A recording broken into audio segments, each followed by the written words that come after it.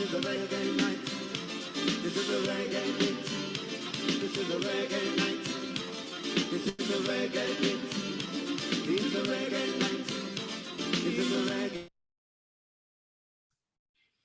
Hello, welcome to this edition of the interview series, and we are very grateful to you all for coming, and more so to Professor Ogunyemi, the president of ASUU, who has agreed to take so many questions from first interviewers, students, media personalities, to professors and members of the audience. We appreciate all of you. We know it's during the Ramadan. Those of you who are fasting is an additional sacrifice, but it's also an additional barakah.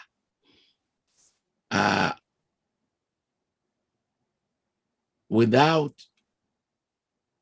much ado, let me start by calling on the first person, Daniel Eworo, who is a student at Ahmadu Bello University. Universities exist because of students mainly and research, and we are giving him the privilege. Daniel, please, we can't see you. Daniel? Yeah, can you see me now? We can't see you, but ask your question. All right, thank you, Professor Falola, for the introduction. Can you hear me though? We can hear you, but we can't see you, but go ahead. All right, thank you, Prof, for the introduction and for the opportunity to represent student voices on an issue that has far-reaching consequences on the future of Nigerian students. Good evening, ladies and gentlemen of the audience. Good evening, Your Excellency, Professor Abiodun Ogunyemi. It is a pleasure to make your acquaintance, and thank you for making yourself available to answer some of our questions today. With your permission, I'd like to start with my first question, sir. Okay, I'll go ahead. Go ahead. We know the ASUU, all right. We know the ASUU is a union body which engages the federal government to ensure the nation's education at tertiary level operates at globally recognized standards by insisting on a decent welfare packages for teachers and a conducive working environment for teachers and students. How well will you say the union has performed in carrying out this objective, and what have been its biggest challenges, sir? Thank you very much. Daniel. Yes, sir. Let me start by thanking Professor Falola for providing this platform. This platform will actually give us enough time, I presume, to clarify issues that have been engaging or bothering people's minds all along about the operations of our union. So I want to thank Professor Falola very profoundly for this platform. Daniel, yes, you have said that a union exists to talk about the welfare of its members and to ensure that the system works better. You are perfect, you are correct. You are also correct to say that we are likely to have challenges along the line. But let me say that the concerns of ASUU go beyond just the welfare of its members. Our understanding of the universities, particularly in our context, within the context of Africa, that is largely underdeveloped, is that the university system should be positioned in such a way that it could become a liberating force. It is the university that should become the incubating center for new ideas, for creating knowledge that can advance the cause of the society. And in every sector of the national life, the university should be present to make a difference. But our main concern in ASUU is that unless and until the university has what it takes to deliver on its mandates, which stands on a tripod of teaching, research, and community service, we cannot actually play our role effectively as a liberating force. Liberating force in terms of not just improving the welfare of our members, but advancing the cause of the society at large. That has been our preoccupation all along, especially when ASUU transformed from the National Association of Universities, NAYUT, which was the first organization of academics in Nigeria. The difference between NAYUT and ASUU today, the Academic Staff Union of Universities, is that whereas NAYUT operated as an elite organization, ASUU identifies with the cause of the suffering masses, and ASUU has conceptualized the university not just as a place where you train elite scholars, but where you also raise new generation of people that can intervene in the plight of the society, especially for an underdeveloped country like ours. Talking about our challenges, yes, we started with the military in the 70s and 80s. ASUU transformed from NAYUT in 1978. That was at the peak of the military rule in Nigeria, before we had this period of brief experience of civil rule when we were between 1979 and 1983. But ASUU came up at a time that was dwindling economy.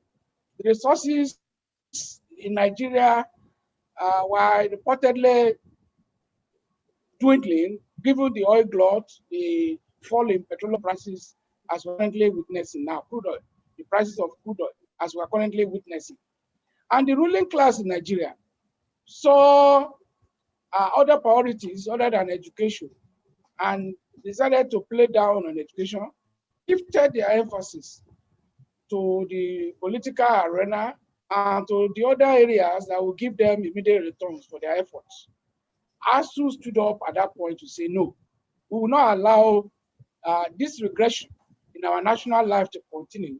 And ASUU stepped in, took up the challenge, and the challenge eventually took us to a point where we had to have brushes with the military government. ASUU was banned and unbanned, particularly between the administrations of Babangida and Abacha military rules. So when we had that kind of experience, ASUU became more determined because we had to identify and work with human rights groups in the country, and we emphasized the need to put human rights at the forefront of Nigeria's development or democratic agenda. So even after 1983, the process continued. And since then, ASUU has been having problems, even with the universities, because the issue of rights, the issue of freedom came to a center stage because the military will not let go. And we have not seen much difference, even between the military and the current civilian dispensation.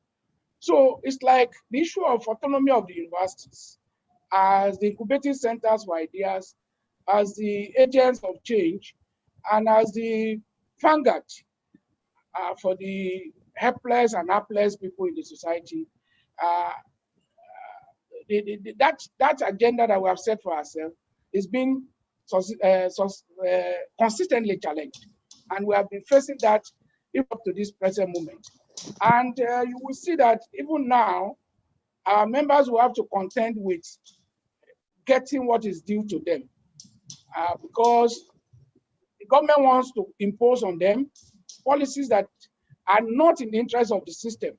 And I will give you the most current example, which is the one we call IPPIS, Integrated Payroll and Personnel Information System, which essentially was designed for the civil service. And it was part of the agenda to bring the university system on the armpit of the bureaucrats, which we've been struggling to resist, particularly in the last 4 or 5 years. So we have really had it tough, such that even now, we still have our members whose salary have been withheld for upward of 4 months, some for as long as 12 months, because our members insisted that IPPIS will not be in the interest of the university system. IPPIS will trample on the autonomy of the universities, and IPPIS will make, we actually cripple universities in terms of the delivery mandate. So the challenges are there, and the challenges have been magnified because of the disposition of the political class, who see universities as avenues for extending their influence, and which we as a union, we have consistently resisted. Thank you very much, sir, for that illuminating response. And I must say, you've delved into parts of the second question I was going to ask, but I'll still go ahead and ask. The ASUU, since its inception in 1978, sir, has stood for the improvement of tertiary education in Nigeria, doing so in the alternating periods between military and civilian rule. Would you say civilian dispensations have been more receptive and amenable? And how would you rate the current administration's commitment to transforming tertiary education in Nigeria, sir? As I hinted earlier, yes, we have not seen much difference between the military rule as well as the current civilian dispensation, which started in 1999. Because to us, it appears there's still a hangover effect from the long period of military rule in Nigeria. And you will see that most of the top players in the polity actually had military background. So it appears that hangover is there, and that hangover is manifesting in all they do. Hardly will you see a president since 1999 who want to brook opposition. For instance, at a point we started criticizing General, pardon me, well, it's now Chief Olusegun Obasanjo, former General Olusegun Obasanjo. He said ASUU was the problem of Nigeria, and the best way to deal with ASUU was to unleash private university, and then to deal with ASUU such that ASUU will be crushed. And he likened ASUU to a snake, and he said he will cut that snake, bury his body in Lagos, and take the head to Maiduguri. So when you have that kind of orientation or that kind of disposition towards a union of intellectuals, they can hardly harvest their potential for the development of the country. And that is where we have found it difficult to actually make contributions. Even when we throw up ideas, they label us as opposition. A clear example was under the immediate past president, President Goodluck Jonathan, who said that we went on political strike and that all our statements were being sponsored by opposition. At a point, Chief Doyo even came out to say that ASUU was unpatriotic and ASUU was working towards sedition or something like that. So when you start having that kind of orientation among the political class, it will be difficult to say you have seen a radical departure from where we are coming from, the military background and the military dictatorship that we experienced for many years in Nigeria. Thank you very much, sir. You're welcome. All right, for my third question, the recent strike action, the federal government agreed to the union's demands for the payment of teachers' salary arrears, sparking of allegations that the primary aim of the union struggle has always been for the benefit of teachers, and that its concern for the infrastructural deficit in tertiary education sector is secondary. What is your take on this? Is there any superiority or preference in ASUU's multi-pronged demands for improved tertiary education in Nigeria? that allegation is not correct. It is not correct to reduce ASUU to a bread and butter unionism. We are given to bread and butter unionism. The last strike you referenced, we came up, we did not suspend the strike until government agreed to release 30 billion as part of the outstanding fund under needs assessment revitalization fund, to which government signed in 2013. And let me tell you this: the last week of March and the first week of this month, I visited 12 universities in the Northeast, monitoring what they did with the last release that we had under revitalization fund. That was the 20 billion that was shared 2019 among over 60 universities in Nigeria.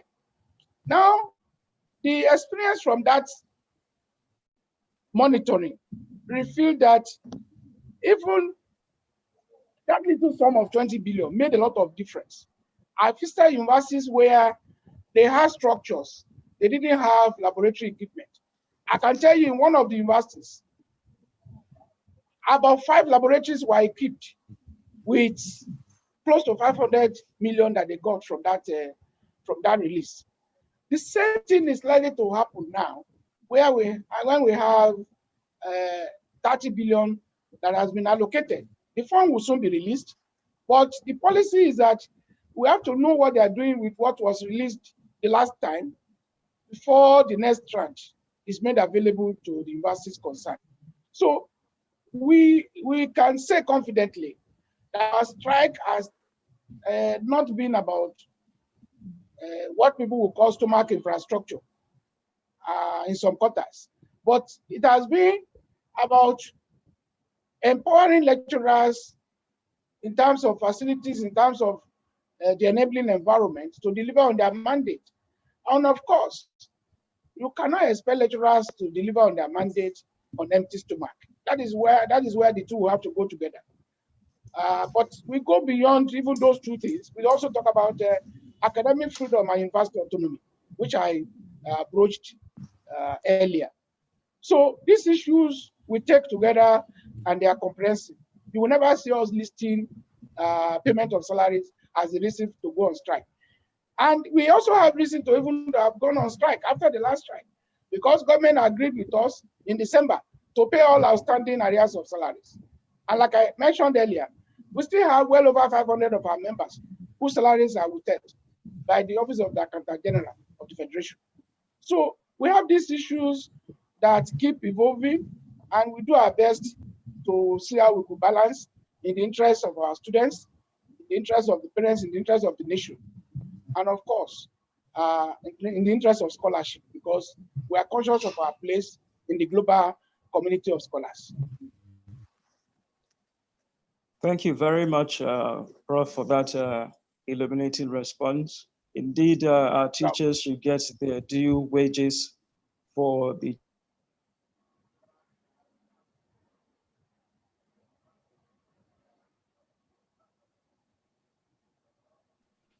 While waiting for him to come back, Mr. President. Yes, sir. Is it back in the now? context of an ASUU. Are you back? Okay. Hello, can you hear me? Now go ahead, Daniel. Can I continue? Go on. All right. You're familiar with the saying, when two elephants fight, it is the grass that suffers. In the context of an ASUU federal government standoff, the students are the grass.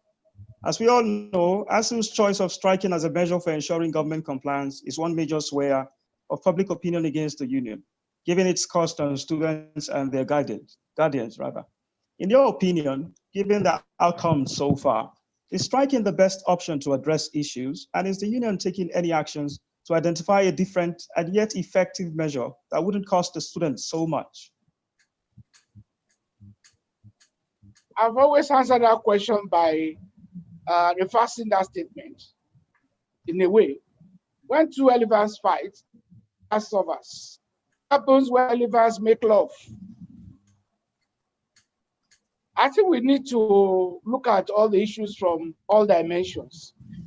we choose to play along with government, ignoring the basic ingredients for quality delivery on scholarship in our system, for quality teaching, learning, and research, for effective community service.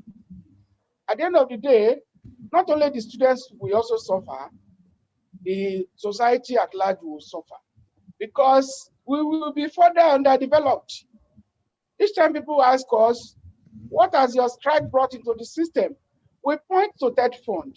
TETFund has more or less become the sole source of funding capital projects on campuses of public universities in Nigeria. As of today, if you are in ABU, you can engage them and find out what government has given that university in the last 10 years for capital development. And you will find that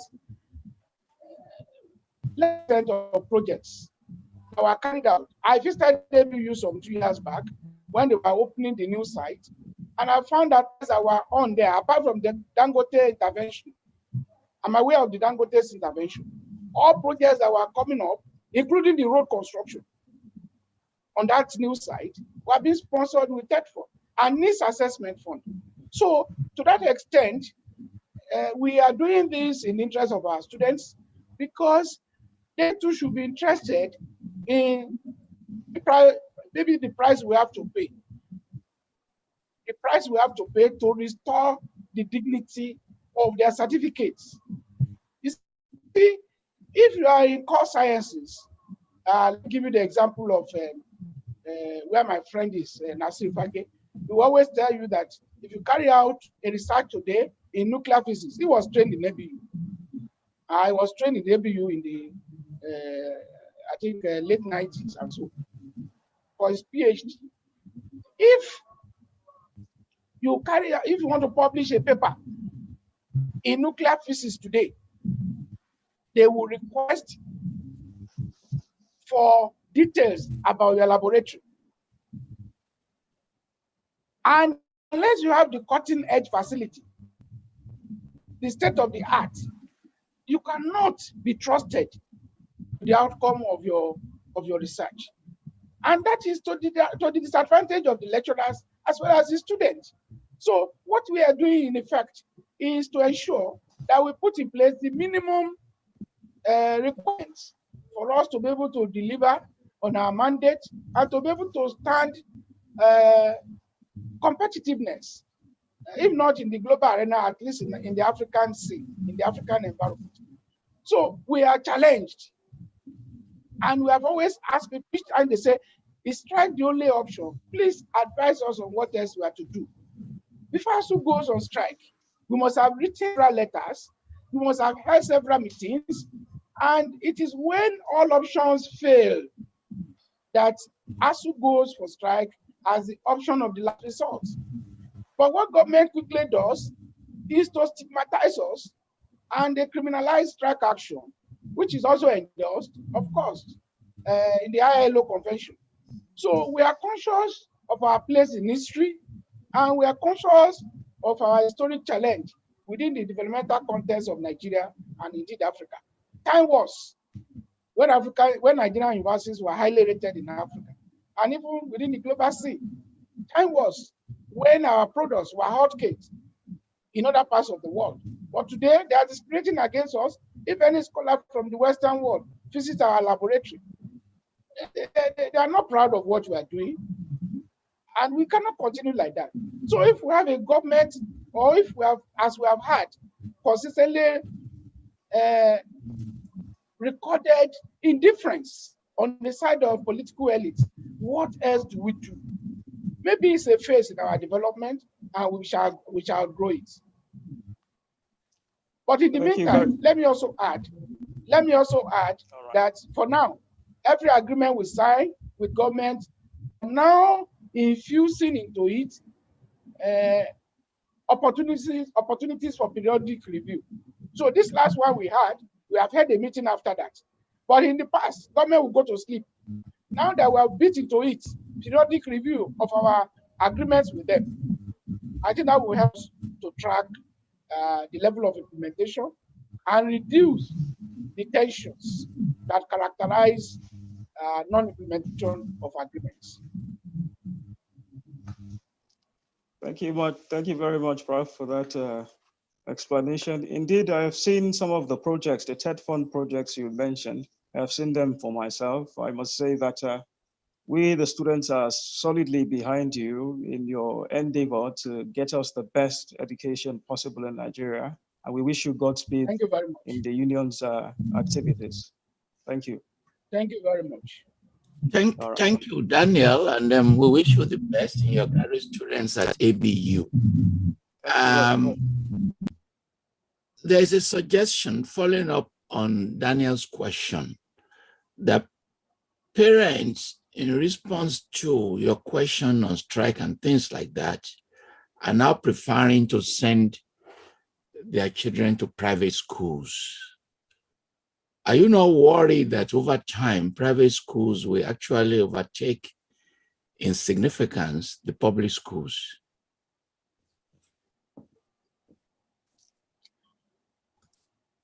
Well, thank you very much. Actually, as I mentioned earlier, then President Obasanjo actually said something like that, that he will unleash private universities in order to whittle down the impact of ASUU and public universities. Of course, that is the agenda of the elite class. But I think they too should be worried. They too should be worried. They should be worried that either of two things are likely to happen. If they kill public universities for private universities to thrive, there will be increased corruption in order for those who work in government and public agencies to be able to send their children to the new colonies, because I will call them new colonies for elite education. That is one option. The other option, the other possibility is that this fear about private universities overtaking public universities may actually not be founded. And you know why? The poverty level in this country does not actually support that hypothesis. You see, as of today, we now have 99 private universities. That was before the licensing of 20 additional private universities some 2 weeks back or so. But those 99 private universities, they account for less than 5% of students in Nigerian universities, public and private. So when you see why do they have paucity of students? It's certainly because of the socioeconomic situation in the country. I told you a short while ago that I visited 12 universities in the Northeast, 12 public universities in the Northeast, some 3-4 weeks back. And what I saw in that axis actually frightened me. We had an encounter with a vice chancellor who told us that they were paying, it's a state university, I won't mention the name just to preserve their identity, that they were charging 25,000 and students were still defaulting. And any attempt to raise it by 1,000 will lead to some kind of conflagration, that they could threaten to burn down the whole place. That shows us how sensitive this issue of private versus public is. And my union has never been bothered, because since when have we had private primary and private secondary in Nigeria? Since the 70s. Today, we still have more students in public institutions than private. So if that will happen at all at the university level, it may not be in the immediate. And we believe that with what we are doing, if government can stand by us, that fear is unfounded, because if public universities are made to work, private universities will fizzle out. I can tell you, I'm familiar with some of these private universities. We have private universities in Nigeria that the total population are more than 100. And they find it difficult to pay the so-called lecturers. They don't even pay the lecturers well. That is those on full-time. Those hire on part-time or adjunct, they hardly pay them. So that is enough a discouraging factor. It's only that maybe some elite groups are beginning to see acquisition of universities of their own as a status symbol. And it should not go that way. You don't venture into a project that may be dead on arrival. So, but we wish them well. Our own mandate is that let us make public universities work. If public universities are working, private universities will go under in no time. Thank you. We are viewing this live in many platforms. This is just one of the platforms. The one that draws the largest number is Facebook because it consumes less data. So the number that is watching this live is a lot, far more than is represented by Zoom. It's my pleasure to call the next person, Tosin Alagbe, who works for Premium Times and as the director of the Center for the Investigative Journalism. She's very well known. She's one of those who investigated the EndSARS, the Lekki Toll Gate crisis, and we cannot thank her enough. She combines humanities, social sciences with technology, with a degree in bachelor's and master's in computer science, information engineering. She's been a television journalist. She's worked in banking, and she's been a member of many regional technology groups, and she's completing an MBA in technology management. Thank you so much, Tosin, for joining us. We're very grateful. Thank you for having me, Professor Falola, and thank you, Professor Ogunyemi. Can anyone hear me? Welcome, Tosin. We can hear you very well. Thank you. And thank you so much, Daniel, for setting the stage. So I'll just jump into it quickly. And my first question is what is ASUU doing to prepare students for jobs that do not yet exist?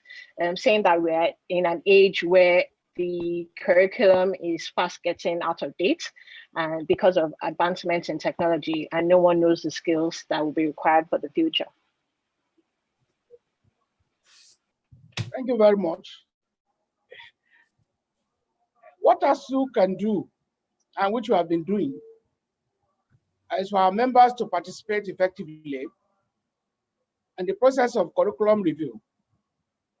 We have on every campus a committee for curriculum review, and this process is also moderated by the NUC.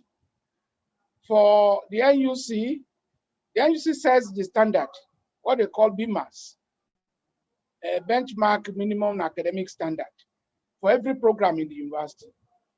And for every university, you are supposed to operate within the ambit of that BMAS. In so doing, every 5 years, an accreditation committee will visit your program. Where you are not reflecting innovation and dynamism, your program may be denied accreditation. And that means you will not admit students in that area. So every university is conscious of that, as moderated by Senate and Curriculum Review Committee on every campus. We, as a union, we can only collaborate with NUC, and we have been trying to do that by maybe making suggestions that we collect from various feedbacks we get through our members across campuses. We cannot claim to review curriculum in all programs, but we can influence the process by injecting new ideas. So products of research are supposed to feed into what you are talking about, and our members are very good at that, despite the challenges we face on our campuses. We are not relenting. We still have our members who are up and doing in terms of research. And of course, they collaborate with colleagues from outside Nigeria to update their knowledge and to keep to current trends in their respective fields. Thank you, sir. My next question is, why does it seem like ASUU's voice is not loud when it comes to holding the Nigerian government to account per issues affecting Nigerians? So in the past, and as you rightly alluded to, ASUU would provide, well, I don't know if you alluded to that, but in the past, ASUU would provide alternative policy guidelines about issues such as inflation, unemployment rates, and all of that. They would offer alternative policy guidelines, but right now ASUU seems to be nowhere to be found, and we're only hearing about ASUU, the welfare of ASUU staffers, which is actually it is a valid concern. But really, why don't we hear ASUU's voice per holding the government to account? That is not totally correct. Perhaps you might say we are not as regular as before, but I can explain that. I must say that we have been bogged down by human-made obstacles put on our path in recent years. And I'll give you two quick examples. The first example which I cited is the issue of IPPIS. The IPPIS, which was imposed on the system, has been a major hurdle for us in terms of balancing our perception or our assessment of corruptive practices, as well as ensuring that our salaries are paid, our salaries and emoluments are paid as are when. In other words, government is saying, well, if you want your salary to be paid seamlessly, you must embrace this platform. And we know that platform is an avenue for corruption. It's a conduit that has been used effectively to siphon government money. And we have proved that beyond reasonable doubt. So when you talk of holding it accountable, we have done that effectively because as of today, we did two newspaper publications, paid adverts from our own fund to get this, to get this out there into the public space. And we insist that it is not the best option for us. So talking about alternative, we have provided alternative. And that led us into commissioning a team that actually worked on our alternative platform, which we call University Transparency and Accountability Solution.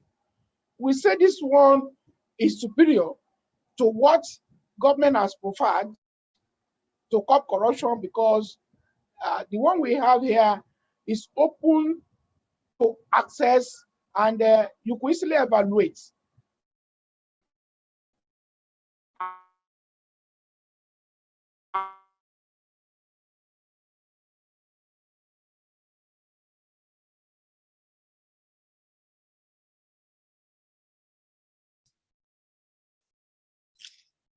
Can you try Ogunyemi? It's frozen. It's frozen. Activities and procedures on that platform, unlike I will have to get to the office of the Accountant General in their pay. And so the other one did to us in terms of denial of our entitlements. We set out to negotiate with government, and for 3 years, we were unable to agree on just one item until we protested to the public, to the whole world, that this was what was happening. And eventually, after much pressure and persistent pressure on our own part, government acceded to our demand that the negotiation committee should be reconstituted. So I said earlier that we have human-made obstacles put on our part, making it difficult for us because now they are beginning to throw existential challenges The existential challenges will arise from the fact that, well, you have not subscribed to IPPIS, you have no salary. And as we speak, many of our members denied their salaries for several months. We are under pressure from that angle. They also withheld our checkup dues for several months, upward of 1 year. And it was meant to hamstring us, but good enough, we are still able to circumvent those obstacles. So when you say we are not loud enough, we are still talking, because back on every campus, our members are talking. As we speak, not less than 3 chairpersons of our union have either been sent out of their job or are currently being tried for insubordination or what they call misconduct. What did they do? They raised their voices against corruptive practices in their universities. I can tell you the example of Federal University of Ekiti, where our chairman has been sent out of his job for almost 2 years, and he was not being paid a couple. The union has to come to his aid, and that's what we are managing. We still have issues about if Federal University Lokoja, where, or in spite of our petition,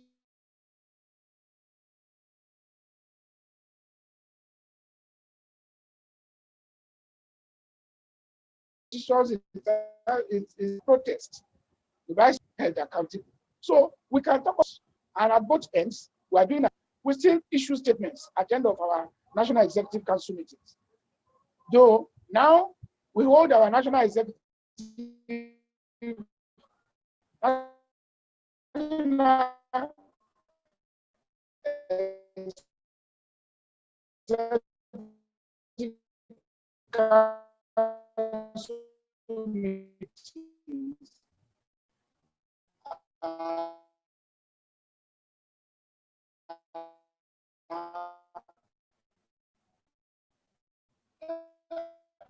On quarterly basis, like I used to do before, when it was noise we're talking about, or the loudness of our voice. Thank you. Hello? Yeah, you are back. We apologize for that technical problem, but you are back now. Yes, I just lost the latter part of what you said, but I'm sure that when I watch over again, I'll get that.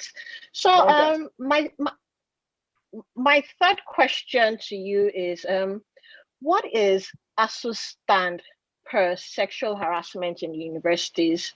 I'm sure there are mechanisms in place, but they don't seem to be working. ASUU seems to be in support, and ASUU seems to provide refuge and protection for accused members. What is ASUU doing per sexual harassment? What is ASUU's stand per sexual harassment in universities? And to add to that question, Premium Times sent wanted to investigate this issue, and many universities did not respond. They didn't cooperate with Premium Times. Please go ahead, sir. All right, thank you so much. ASUU condemns sexual harassment in any form. In its entirety, ASUU condemns it. ASUU has on every campus a committee on ethics. And we have a committee on ethics that handles reported cases. But we also adopt the informatory approach or preventive approach, because we have gender committee on every campus as well. And on every campus, we have suggestion box. When you put all of this together, we take initiatives to establish some kind of local parentis framework for building relationship with our students, and of course, guiding them in all areas of their existence while they are under our watch. Because we see our students not just as our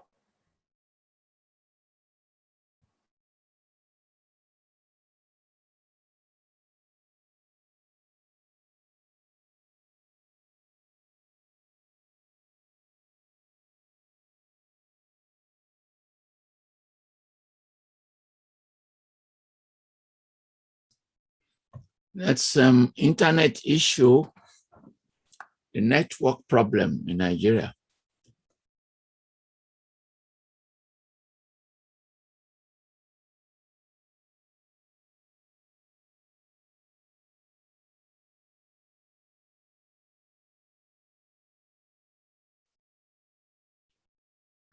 as customers in the future. They are Now it's gone completely. Please, you have to bear with us. It's an issue that we all worry about whenever we do this, because they rely on internet providers. We give them the alternative of calling him by phone. Unfortunately, I don't think we practice this with him. Meanwhile, whoever wants to, he's been raising a number of issues.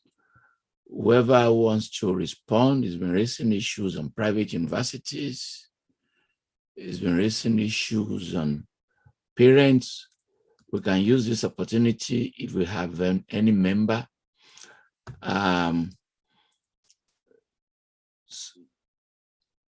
who wants to say something for now, and when he's back, we will reconnect with him.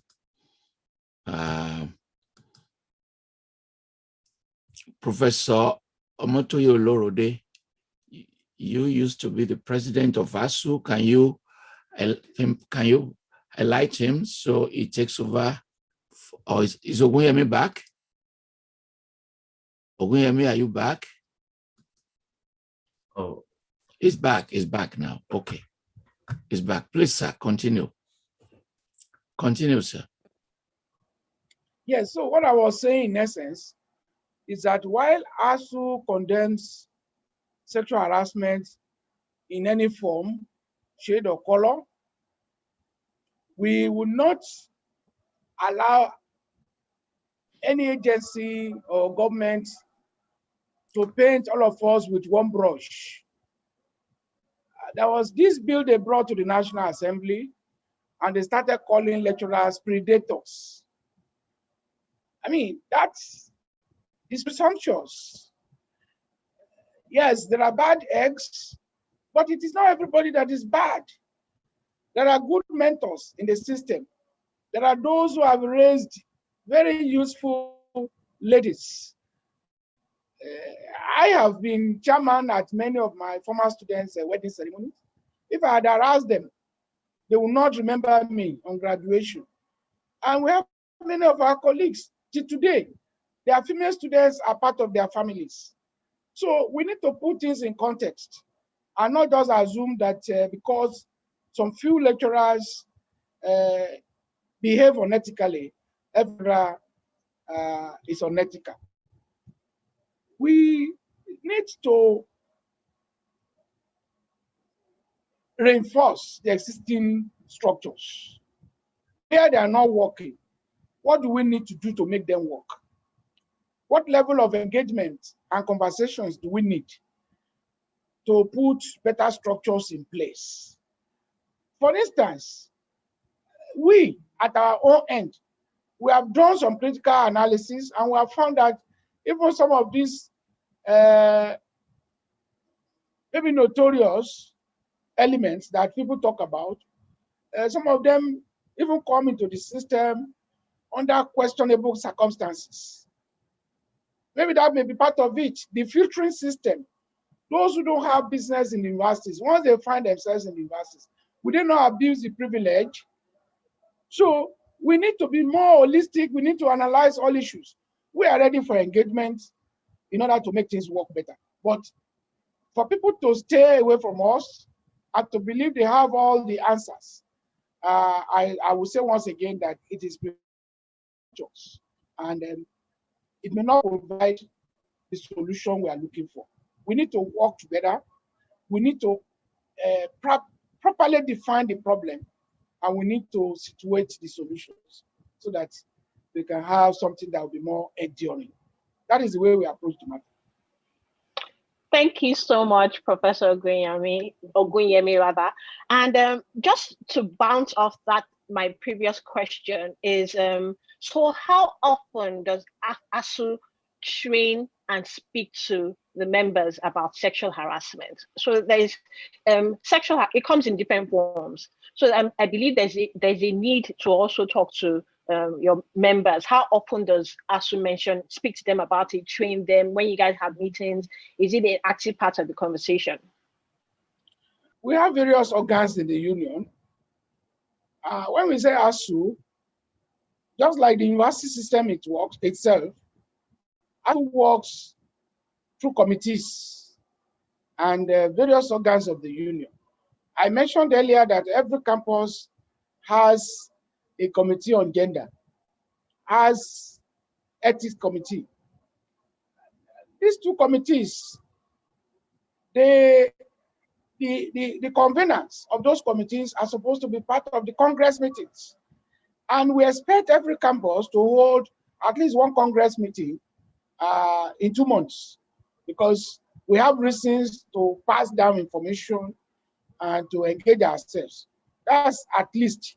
There are occasions where we will need to hold more regular Congress meetings where information and ideas are shared.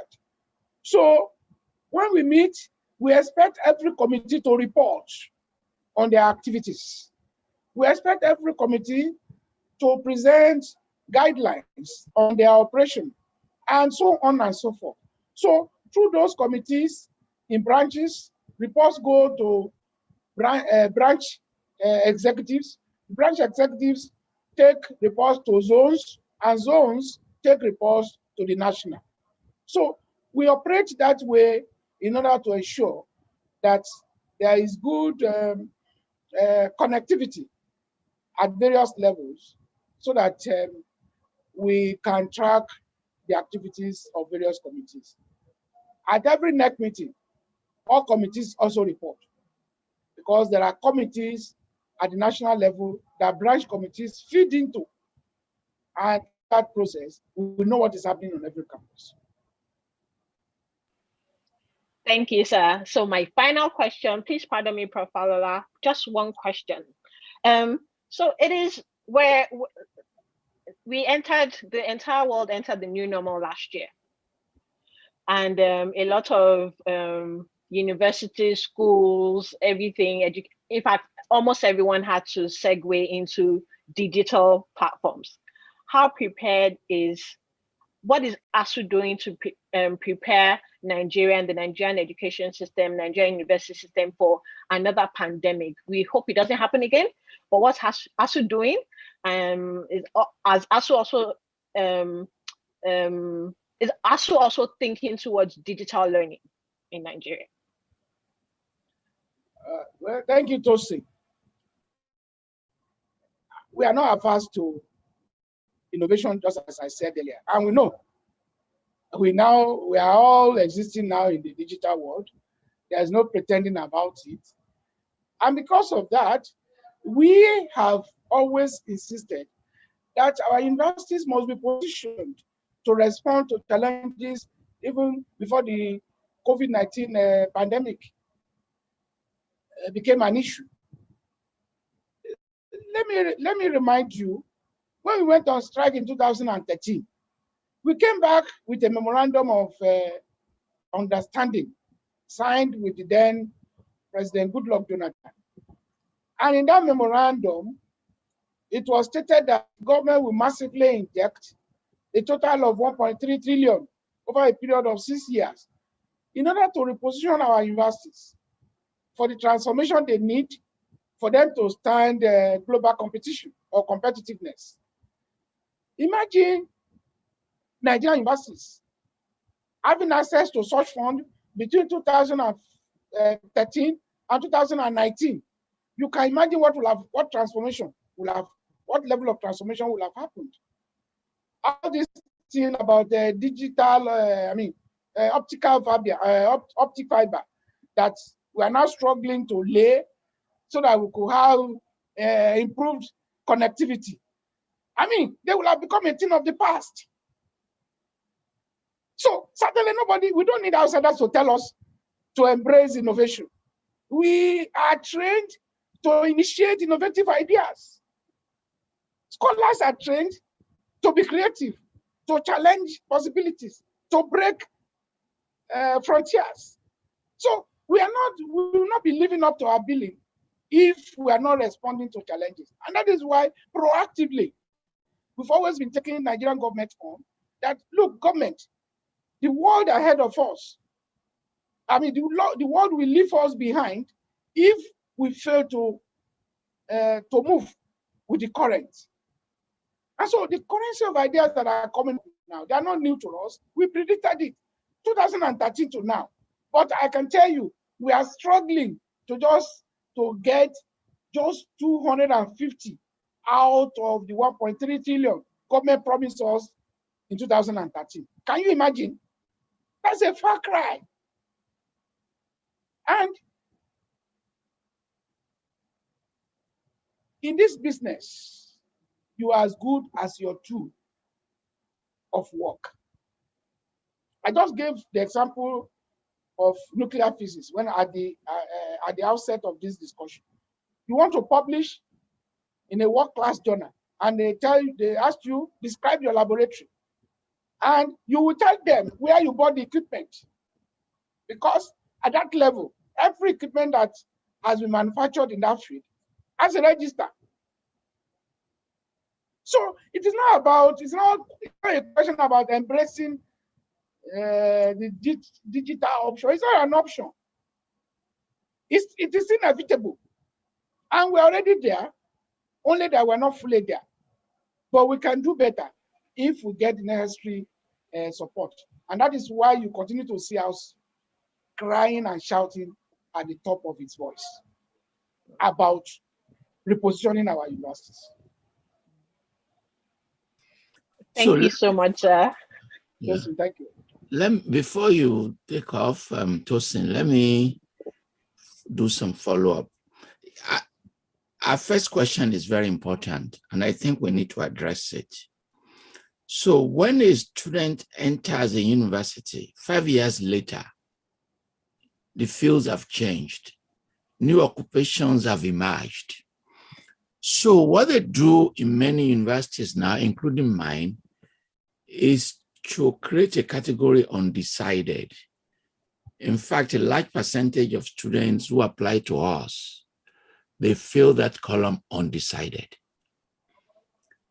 Because when you and I were in the universities, disciplines were stable, occupations were stable. Parents knew only about engineering, medicine, and law for mobility. But today, the disciplines are so many. Almost within 4 or 5 years, new fields emerged, new subfields emerged. When I joined the university here, there used to be, there was no faculty of geophysics. It's now a whole faculty with departments. So as a follow-up to your last answer, how do we respond? I know this is not just an ASUU question, but how do we build an infrastructure to respond to the demands of younger people, more talented, internet savvy? They can access information everywhere in the world. How do we create universities that can respond immediately? Well, Prof, I think the challenge here is about research opportunities. All those expansion and innovations you see in the Western world, they are products of research. It is research that will link you with the new needs.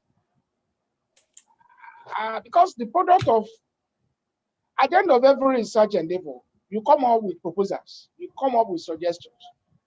And what you do as follow-up, as you are saying, in creating new structures for learning, new opportunities for advancement of knowledge, is in response to research. Until and unless we have these facilities, basic infrastructure, to be able to, because we can talk of collaboration with the outside, I mean, with our colleagues, with our friends, with diaspora scholars, which some of us are already doing. But you have limitations when it comes to exchanges. I mean, I can't imagine anybody coming from university now to any university in Nigeria, maybe for sabbatical leave or for short program, particularly in the area of science. I mean, there was a time our colleagues visited a university in Egypt, and they found that in the College of Medicine, a department has as many as 7 laboratories. 7 laboratories.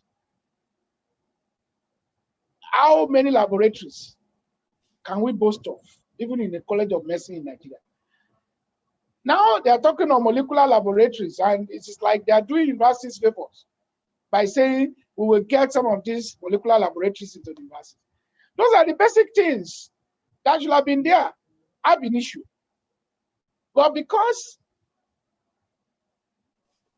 we are bereft of the basic infrastructure and equipment that we need to train 21st century graduates, we are challenged in responding as quickly as demanded, of course. Yes, universities are supposed to be dynamic environments. Senate, the University Senate is supposed to be the driver of the curriculum dynamics that should be happening on our campuses. But they are circumscribed.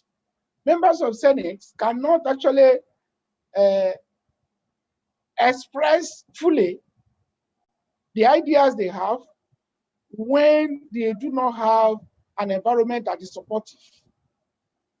I'll tell you that even when government budgets X million or X billion for infrastructure in the universities, they hardly release up to 10%, federal or state.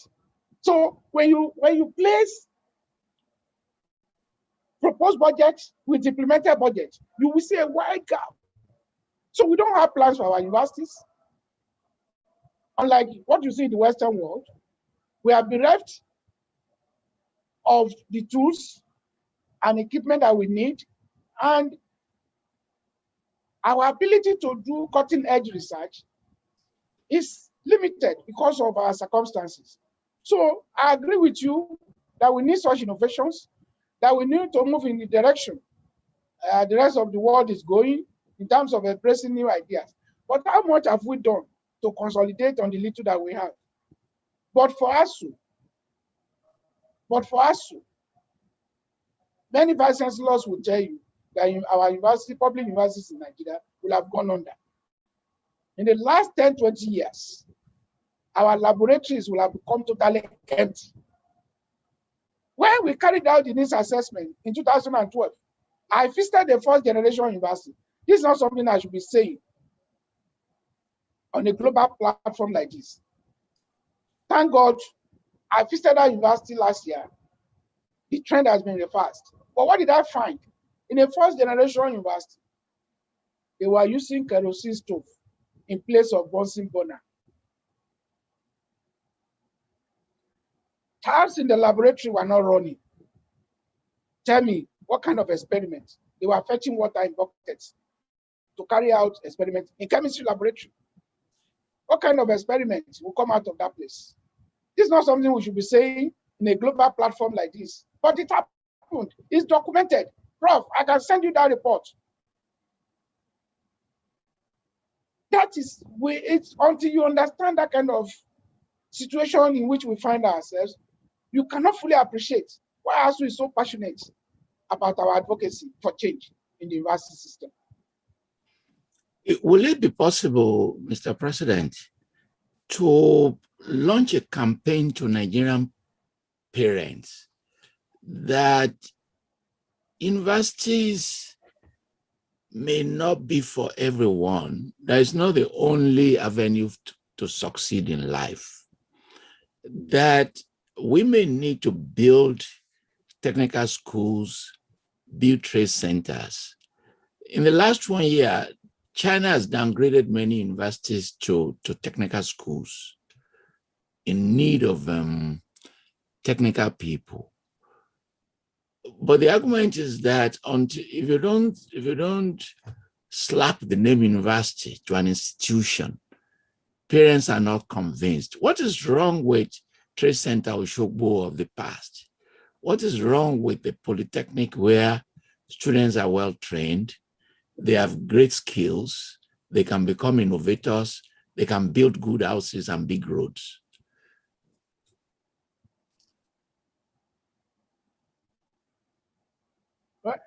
Thank you, Prof. I think that is an option that the students will have to make, the candidates will have to make. You cannot impose those options, because they will also tell you that we have countries where polytechnics have been turned into universities. And they will ask these political elites that are saying, well, universities are not the only option. They will ask them, how many of their children are attending technical colleges? How many of them are going to polytechnics? You see, Nigerians are becoming increasingly aware of the fact that the elites are reproducing themselves in their children, and they are taking measures to deny opportunities to the children of the poor. They have enough resources to send their children abroad, and when they come back, they fix them before you know it in what we can call juicy appointments. They work in central banks. They work in all those places where they are close to being paid in dollars. So this consciousness is increasing, and that is why we say it will be in the interest of the elites to actually make these options open and not impose on the children of the poor, just as they are trying to price education out of the reach of the children of the poor. I told you about my experience in the Northeast. It was not palatable until I visited those universities and I actually engaged the vice chancellors there. I did not fully appreciate the enormity of the socioeconomic problems being faced in that axis. And we can see the manifestation in the rebellion and insurgents insurgents going on. So we need to situate these things correctly. Well, universities are not the only avenue for empowering the youth, but we need to show them that it is not because we want the children of the poor not to aspire to attain a university degree or a higher university degree. The thing must be made optional and attractive to them. Not going out with preachments. Why are all of you aspiring to go to universities? That's not the way to go. People have shown the example of those who made it in the Western world, we did not go to universities. Perhaps modeling people like that and showing them the advantage and possibilities. People can go to polytechnics and they can later acquire degrees. So there are options. I'm an educationist and I should be able to tell you the possibilities along this pathway. So it's not a problem, but maybe it is the error in rendering. Thank you very much. Tosin Alagwe of Premium Times, we are very grateful to you. The takeaway question is on sexual harassment. And in our report, it will be one of those that we will emphasize. Thank you very much. Those of you who have been raising your hands, it is not yet time for the audience. We first of all have to finish with our guest interviewers before we can call on you. Many platforms are running. We are grateful to Tunde Kelani for his platform. We are grateful for the Laroye for his platform of over 500,000 people that are participating in this event. We will never know the number. Last Sunday, over 40-something thousand were able to see the Obey interview. So the Zoom is just one of the numerous platforms, and we're about to license some other people to carry this alive. So it's my pleasure to introduce the next person, who is an administrator, is a vice chancellor, because the way we've set it up is students, the media and public, administrator, and a professor. So our next person is Professor Labode Popola, who is the current vice chancellor of Osun State University. He used to be an ASUU member at the University of Ibadan, where he was a professor of forest economics and sustainable development. And while vice chancellor, is taking that specialization of sustainable development into one of the biggest projects in the Nigerian academy, converting it to a degree from BA to PhD in various disciplines. We are very grateful for his initiative in that regard. He finished at Ibadan, worked at Ibadan, where he became a professor in forest economics in 2002. And thereafter, he has served in various capacities, head of department, sub-dean, and dean. He's raised so many funds. He's participated in so many management. He's been part of the MacArthur Foundation Award. He's established programs. He's extremely conversant with national and international academy. He's a member of various organizations. He's won various awards and honor. He supervised so many students at both at various levels, PhD. At one count, he supervised over 55 master's degrees and PhD as well, and is a community leader. Professor Popola, we're very grateful for joining us to interview President Ogunyemi. It's your turn, sir.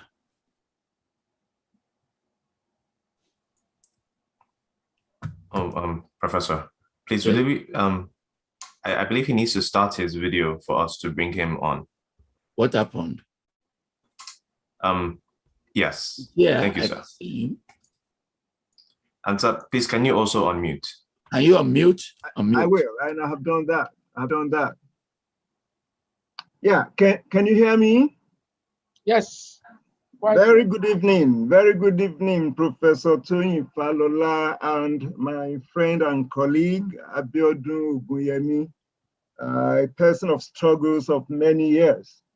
Let me say categorically that ASUU struggles are national struggles. They are patriotic struggles. The problem some of us have about it is the tactics. I have a couple of questions that I will ask. First, as a student of many years, as a teacher of many years, and as an administrator and community leader. I want to find out what your notion is on funding of education, particularly at the tertiary level. I ask this because in our own context, our union is opposed to co-funding. Co-funding in this context, I refer to government doing its own bits, parents doing their own bits, the communities and societies doing their own bits, we in the academia looking for grants to support research. It's a partnership all over the world. That's what obtains. There is no free lunch anywhere. It's not about any elites not wanting the ordinary people to acquire education. What is the notion of our union? Because we are opposed to payment of fees, and it's no longer fashionable that people don't pay fees. So I want to know what our opinion is on this.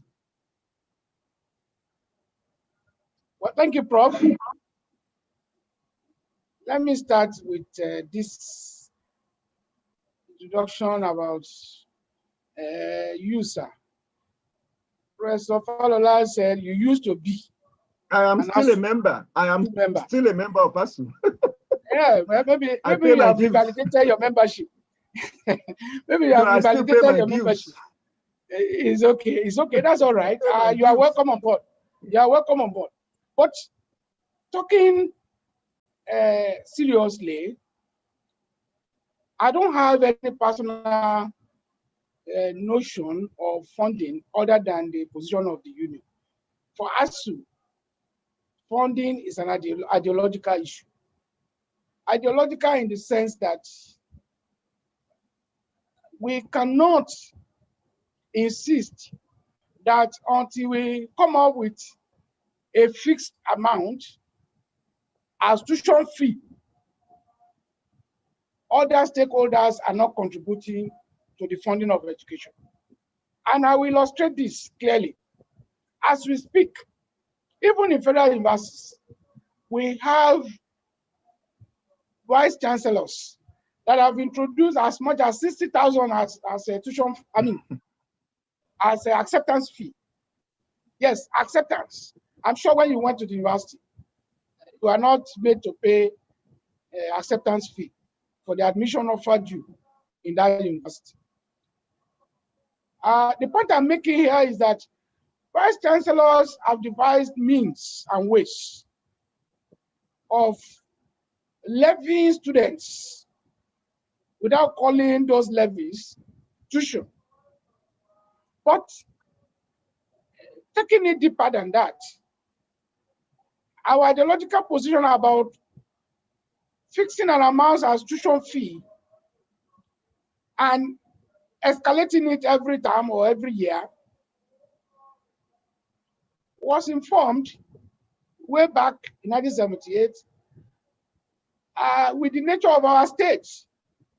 Nigeria is an underdeveloped country. And our position is that if government gets its priority right, government can fund education at all levels. Of course, with parents playing their roles.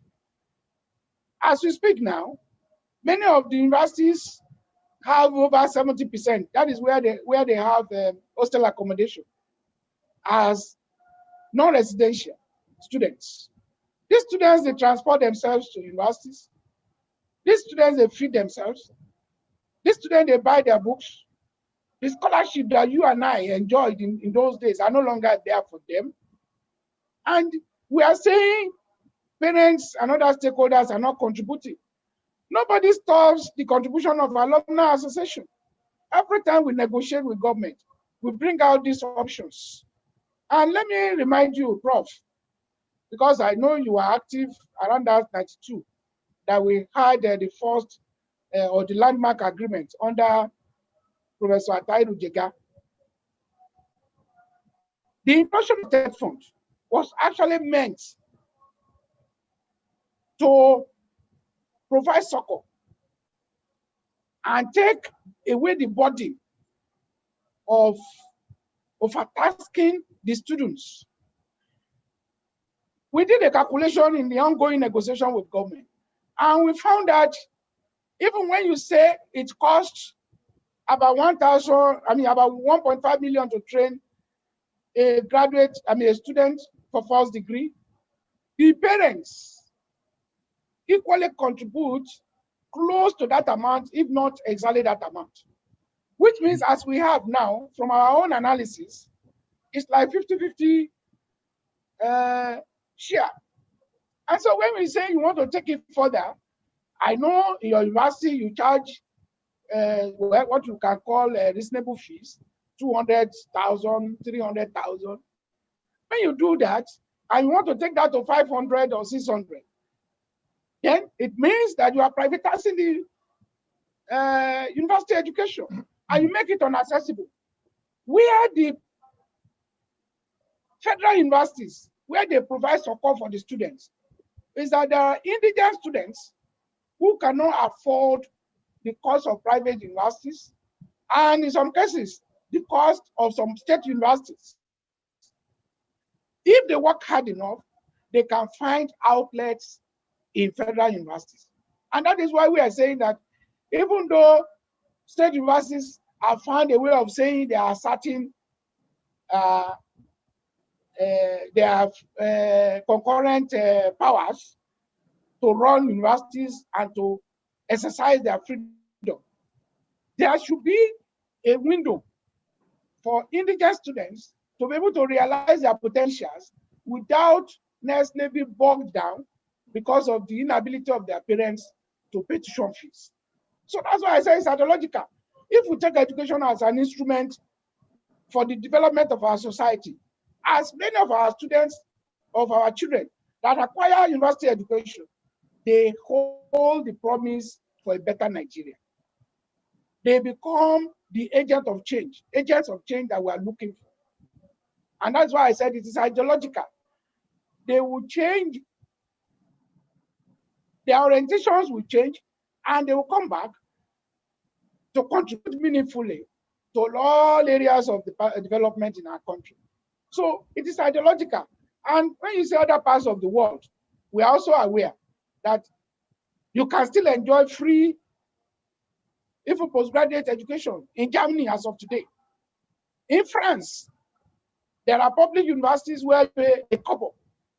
So we should not come here and tell ourselves and be telling Nigerians that, well, ASUU is the stumbling block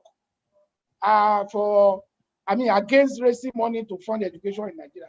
That perception is wrong, and we will always resist it. Thank you. Well, thank you very much, Mr. President. I know that, and from experience, parents are willing to contribute to the funding of education in this country. You and I know how we got our education. So I want to leave that as such. It is impracticable for Nigeria, unless we're deceiving ourselves.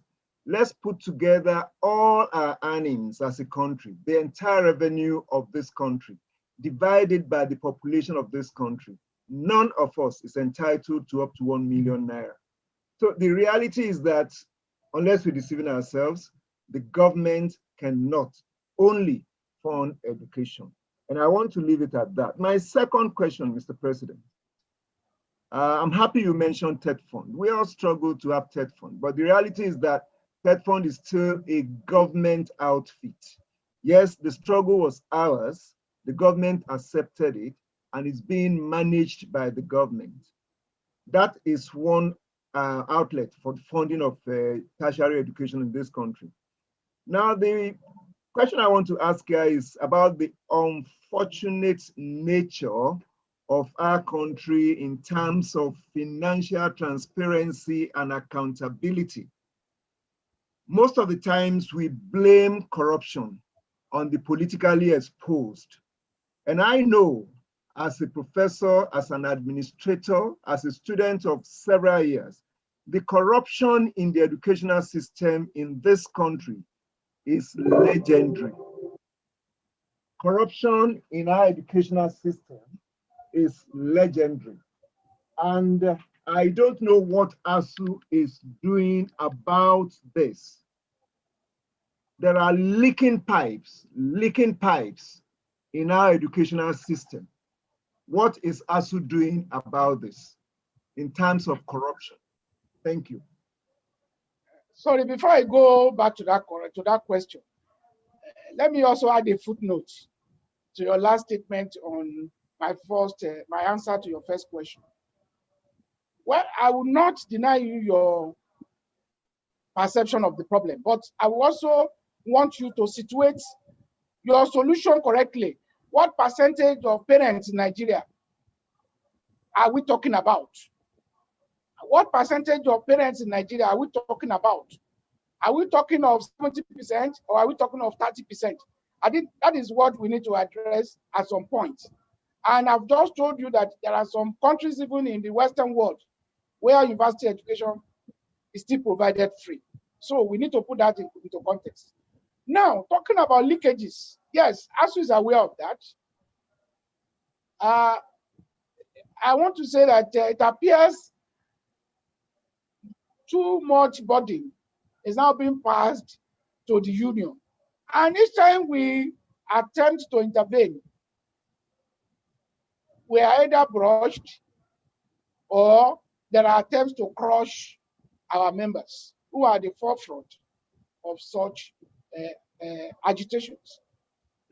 I mentioned a while ago that we have universities today where ASUU leaders who are compromising were sent out of their jobs. We had a chairman at the University of Ilorin. Because he did a protest, he documented issues of corruption about the university, and he sent to EFCC. The then sitting vice chancellor sent him out of his job. For many months, he took court judgment to restore him back to his job. In Federal University of Ekiti today, our chairman there has been sent out of his job for over 2 years. What was his offense? He raised issues, he documented issues against the sitting vice chancellor and sent to the Federal Ministry of Education, sent to the presidency, and of course, sent to the National Secretariat of ASUU. He was dismissed because when you say you suspend somebody, the law says you can suspend somebody for 6 months and place that person on half salary. But this person has been sent out of his job for about 2 years or over 2 years now. He's not being paid a kobo. And it's only the new VC that is saying that, well, we will settle out of court. In other words, I'm saying that there are cases that we have taken up, even up to the EFCC. But nothing happened. You know the powers of the vice chancellor. And of course, you have also tried to use that power against us. But I won't go into the details here. No, you know what I'm talking about. I don't. No, Prof. Let's address the issues. I won't Mr. be personal. President, let's address the issues. I promise you. Let's address the But the issue is that it would be wrong of any administrator to accuse ASUU of being indifferent to corruption. Of course, there are those who could be pliable, and there are also vice chancellors who are planting molds in the leadership of our union, so that they could have their way and they could create confusion where opposition is springing up. So we have all these kind of experiences, and we know that at every point we handle cases as they come. So it is not correct to say ASUU is not doing anything. Only that we are struggling against those that we call formidable forces within and outside the universities. Well, thank you very much. I never said ASUU was doing nothing. What I wanted to know is, what are we doing? What can we do further? And as administrator, I even know that some of our members are even interested in contract awards. That I know. That I know. Let me give you some of this. Let me give you one example of what we are doing. In our 2009 agreement with federal government, we proposed a budget monitoring committee.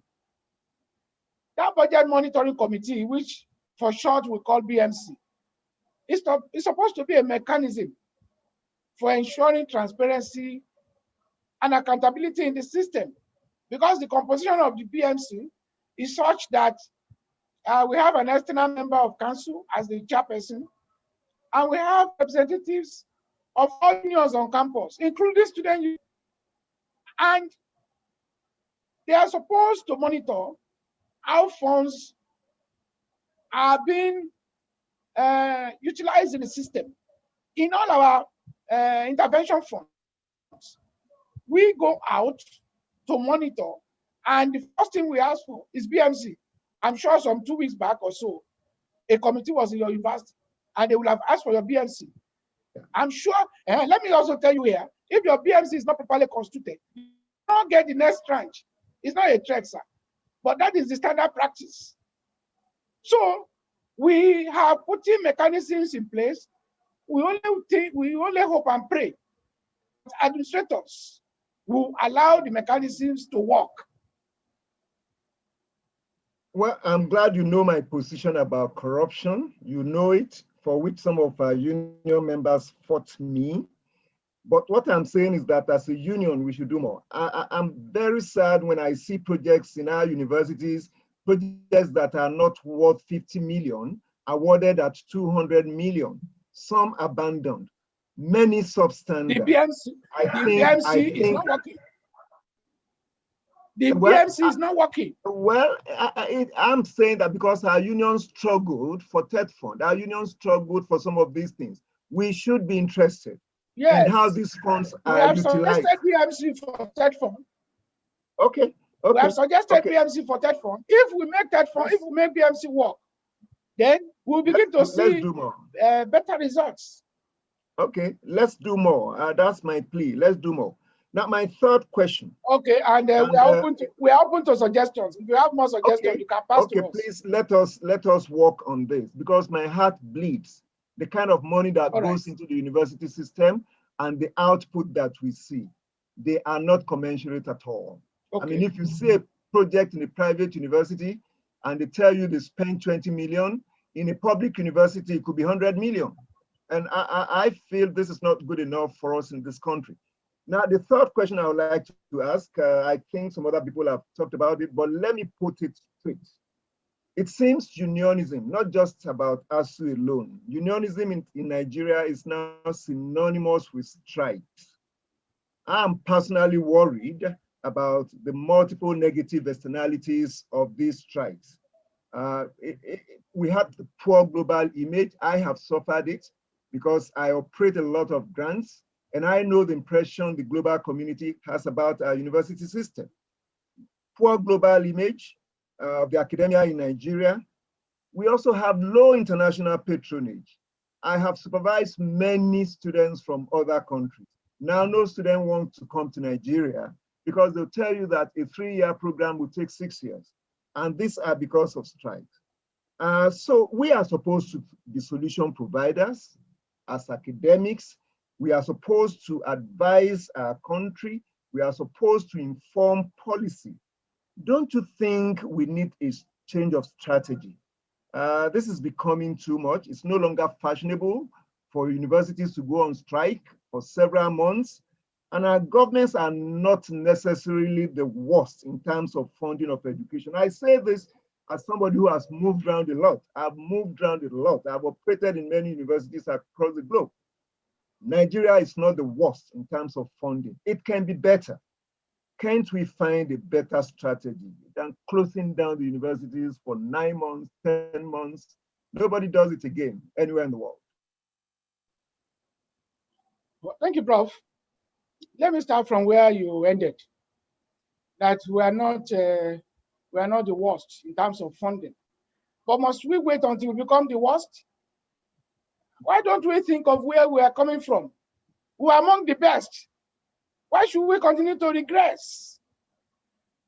I want to ask you, before the TETFund and the needs assessment, were you proud of your laboratories in UI?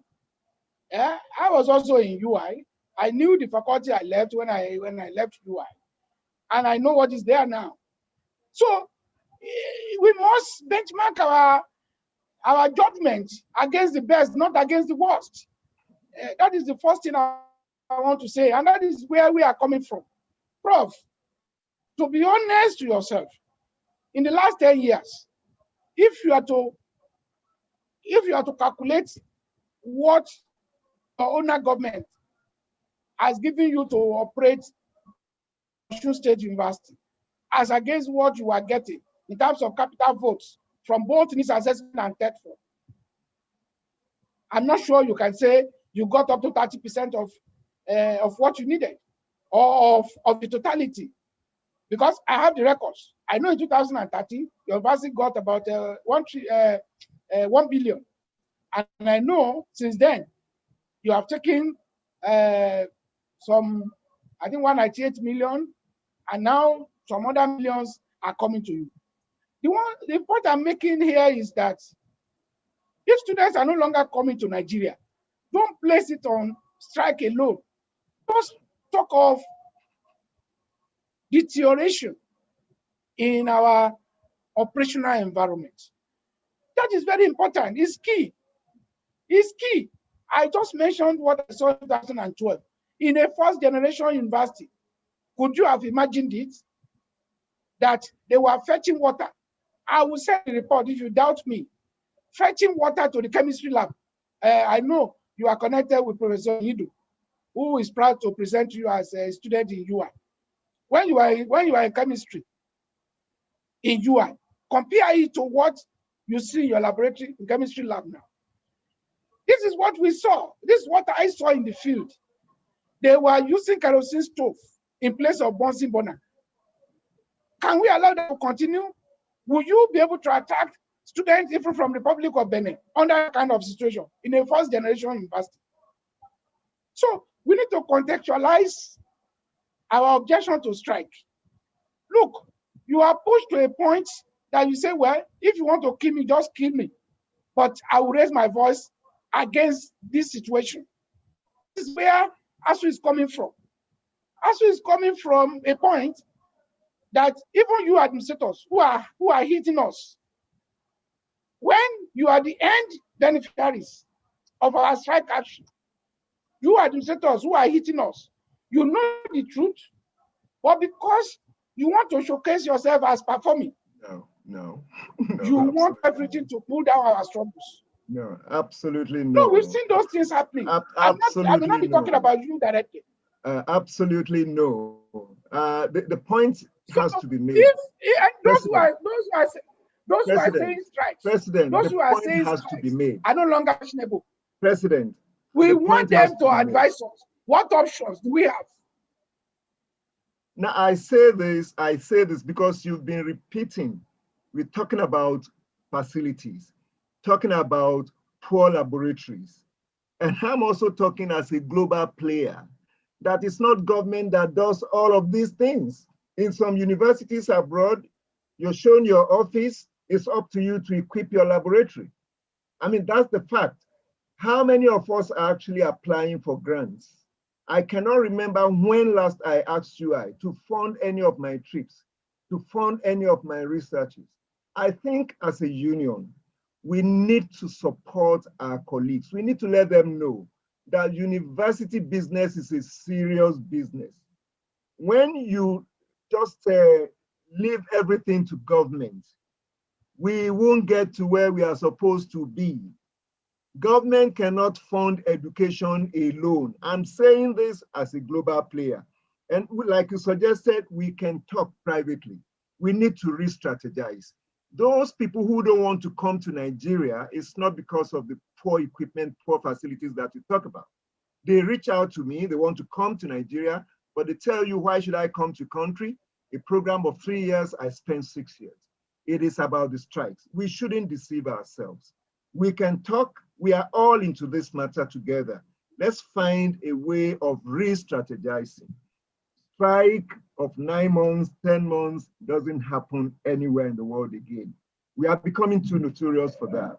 And I want to plead. Prof, President, I take that as your opinion. You have never hidden your hatred for us. Opinion. It's no, not my Prof, opinion. Prof, let me make this point. Do a survey amongst our students, even amongst our colleagues. Let me make this point, Prof. Thank you. Even where they show you your laboratory, and encourage you to equip your laboratory, they don't ask you to provide your water. They don't ask you to provide your electricity. They don't ask you to provide your internet. You see, these are basic things that you need to put in place. How do you assess a government that has not funded the existing universities and they are proliferating them? How do you, what is your reaction to that? Proliferation of universities. Is it helping us?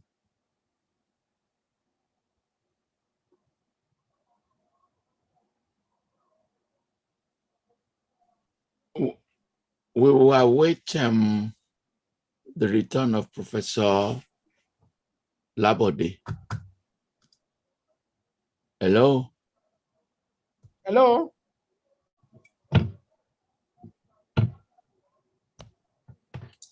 We will await his,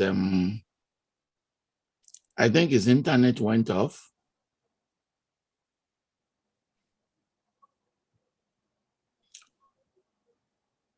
While awaiting the return of Professor Labode, I can take one question from the audience.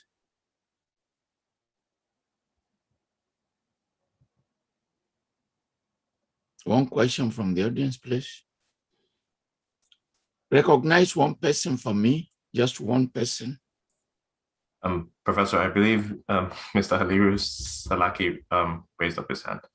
Yeah, please ask a question while awaiting the return.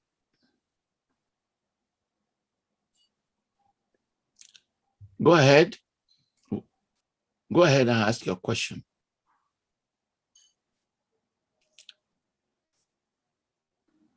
Hello. Hello. Okay. Please, you said Please go on. unmute Junior Shun. Please, Obina, unmute Junior Shun. Unmute Junior Shun. We will do that. He said he has Hello? another one. Hold on, please. Junior Shun. Oh, sorry, sir. Yes. I'm Please. back. I'm back. Okay. Please take him back. Thank you so much. Yes. Back. Please go ahead, sir. Please take off for now, Mr. Majid Alabi. Junior Shun, where is Junior Shun? Shagun. Yes. Can you remove me, please? Go ahead, sir. Oh, I'm sorry, sir. Please, you need to unmute. Unmute yourself, sir. Unmute yourself. Unmute. Yes, I have unmuted. Please, now we can hear you now. We're back. Okay. The independent survey that I have done is that many people are losing scholarships. They are losing fellowships. They are uninterested in coming to Nigeria because of strikes. And I'm not saying this to denigrate our union. I'm only saying that we should find alternative strategies. We can discuss this. And I'm insisting, Nigeria is not the worst when it comes to funding of education. We are not yet there, definitely. And I think we should re-strategize, look for other means of engaging.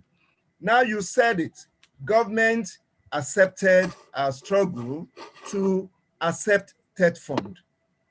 TETFund is a product of funds from my state, from your state, from other states. It is still public fund. It is still government money indirectly. So I don't think it's going to be appropriate for our union to think that government is not funding when there is TETFund, funding in billions. I know what I have done in my university with TETFund money. Now you talk about laboratories not being good. I also know that many universities are having better laboratories now, not necessarily because they went on strike. If you come to my university, you see good quality laboratories. They are not products of strike. So I am only saying that we should re-strategize. We can still get to the end. We can still achieve our aim without this disruption. It is not doing us any good. So hopefully I can go on to my fourth question. Can I go on to my fourth question, sir? Sir, please go ahead. Okay, my fourth question. And this is also a perception and also a reality to some extent. And I want to ask, to what extent is it true that some members of our union use activism as a replacement for hard work and diligence, and they end up blackmailing vulnerable university administrators for promotion and other personal benefits? I have examples. I have examples as a worker in the university and now as an administrator. When you hear young lecturers discussing among themselves and they tell you that, look, there are two ways of making it. You either work hard or you belong to a union. I don't think this is good enough for our system. To what extent is this true?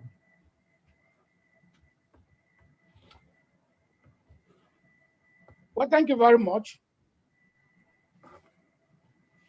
Your concluding thoughts on strike, I would say, is well noted, and of course, it's not new to us. We know your stand.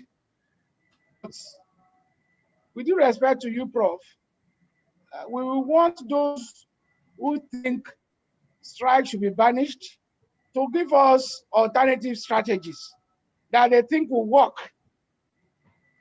You have banned a strike in your university, and I don't know how that is helping you to get what you want from government.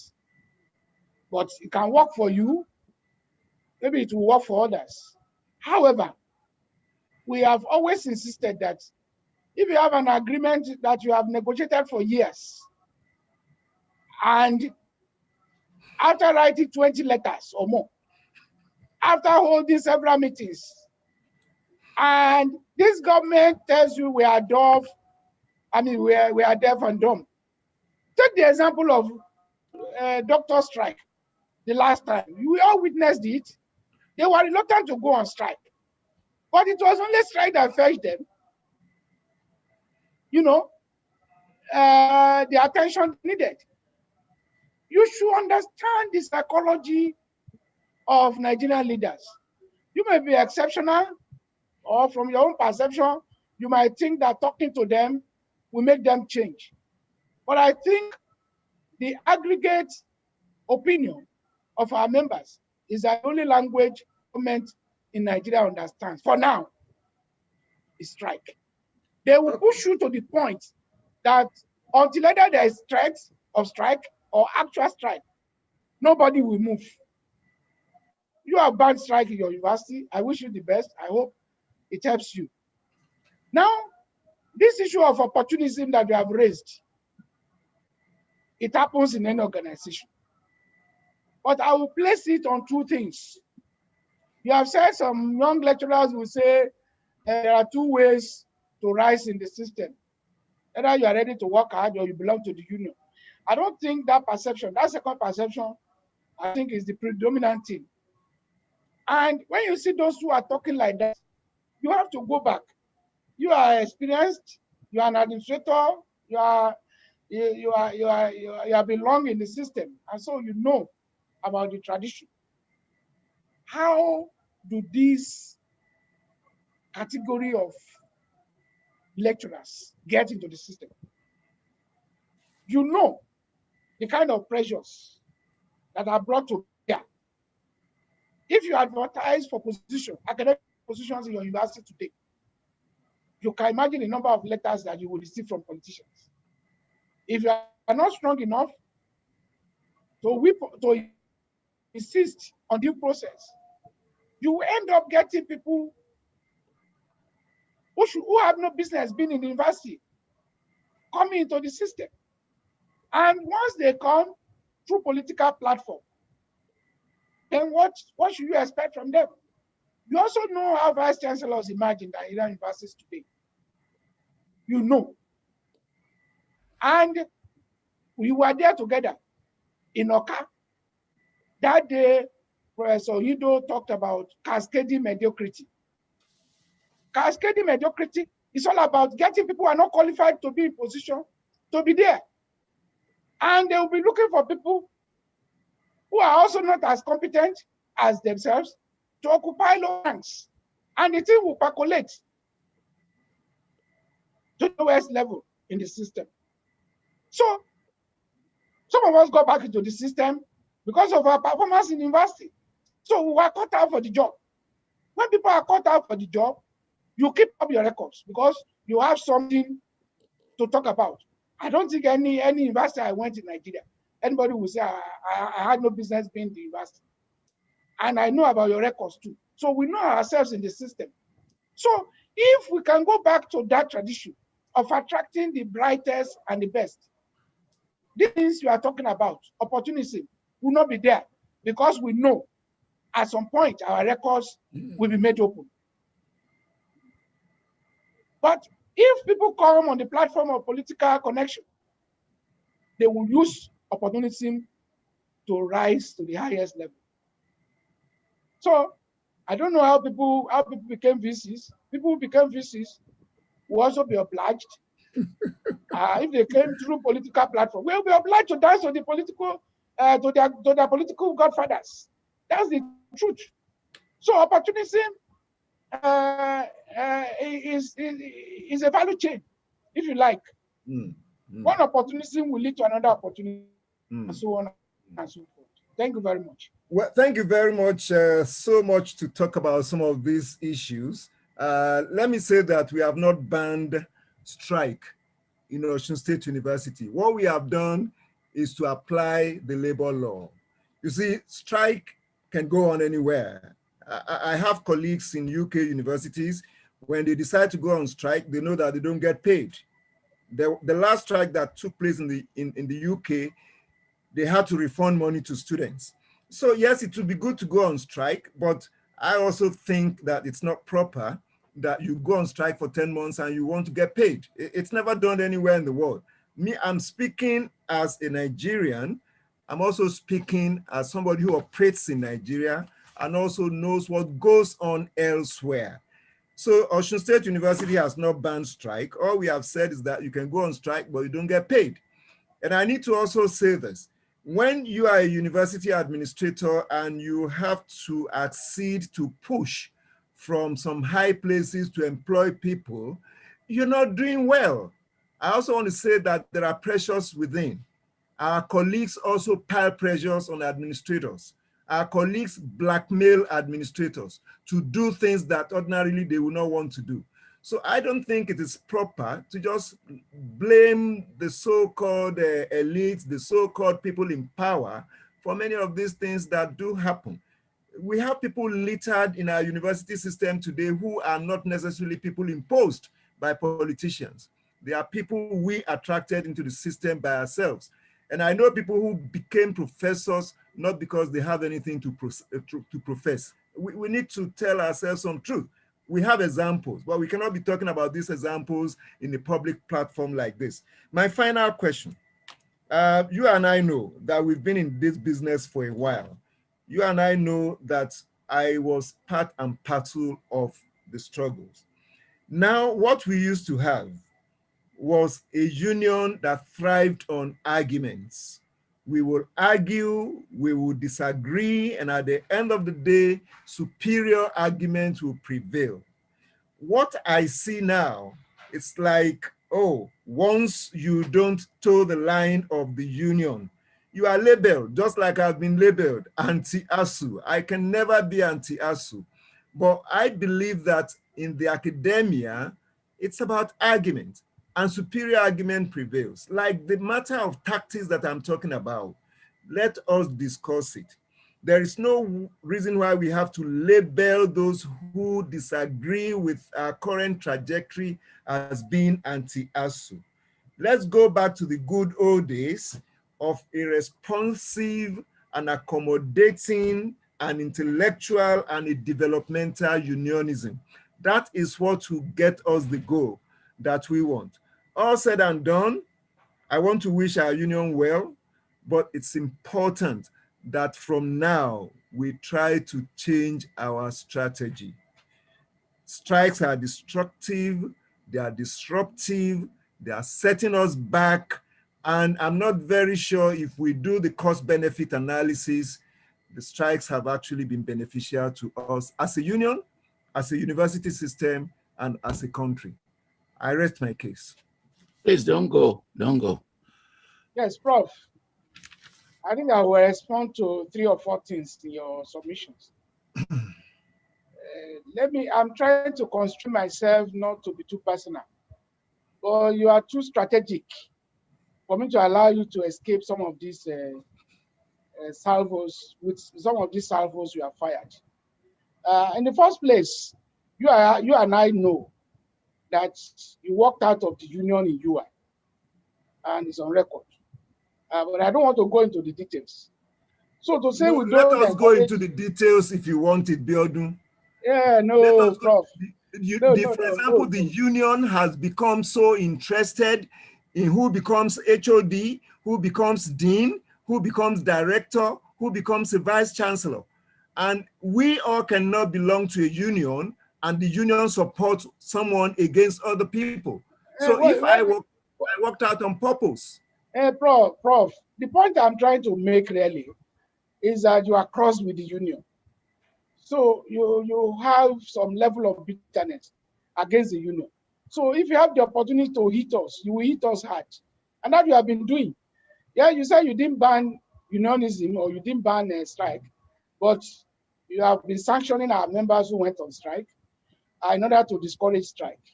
And you have said that in Europe, you go on strike, you either reform students or you are not paid. Well, I say you should properly contextualize this discussion. You have to properly contextualize this discussion. Otherwise, we'll be missing very critical points.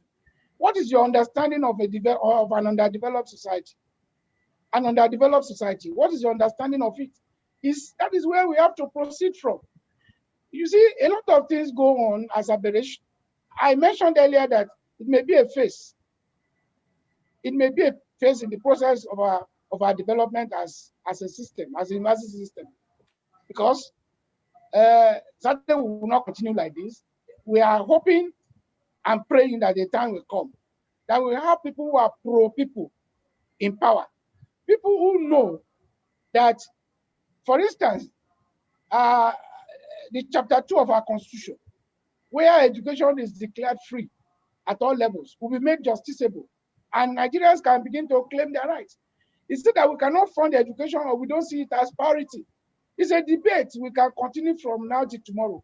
And I've also cited the example of countries outside Africa where education is still provided free at all levels. But the third point I want to make, Prof, is that if you have seen examples of those who blackmail vice chancellor, I want to believe you are not the type of vice chancellor that could be blackmailed. I cannot be blackmailed, definitely. Why not expose them? Definitely. Why not probe into their past? I cannot be blackmailed. That's the point we're making. We have seen an example of vice chancellors who are corrupt, who are attacking our members because they are corrupt, and we expose them. But they set out to hit us and possibly crush us. So these things are happening. You don't just look at your own side of the coin without thinking of what is happening on the other side. And also, it is not true that ASUU does not encourage debates. It is just because of your maybe sphere of operation. Now that you are an administrator, you are on the other side of the divide, and you have joined the elite class. That's so interesting, Abiodun. That's interesting. You are on the other side of the divide. No, definitely no. When I say you're on the other side of the divide, I'm saying it guidedly. You know why? You know why? Tell me, Abiodun. President Obasanjo came up to say, vice chancellors are now political appointees. I am not a political appointee. I have always rejected it. But you get political appointee salary. Certainly, you don't have your salary as a professor. I attended an interview. I came first on Hinder. Oh, get my point. That is the way you are classified. That is the way your salary is classified. Did not influence it. That's what we do have. Let me use the moderator intervention so that this does not become a debate between two people. But I'm grateful to the two of you because in the intensity, great facts came out, great ideas came out. President Ogunyemi, when the Vice Chancellor said he could run online and do exam online, why did ASUU oppose that? Can I answer? Yes, please. It's for you. The question is for you. ASUU did not oppose that. What ASUU said was the basic infrastructure was not there. Go to campuses now. They are now rushing to put optic fiber. We know what happened in other times where students wrote exam online, had lectures online. Lecturers' data plans were subsidized. Students were even supported with laptops and so on. I know of my friend in South Africa, for instance, who witnessed that scenario. So we are saying that some things must be in place before we can be talking about it. I don't want to talk of Uni Osun, because if I go to the story of Uni Osun, it will look too personal. I'm just trying to protect my dear friend because we are connected through Professor Onido. I have to protect him as much as possible. But I know what happened in Uni Osun cannot actually be taken as a model for Nigeria. Well, Prof, if I can just make a comment along that line, let's be specific. We organized the first ever online matriculation in this country.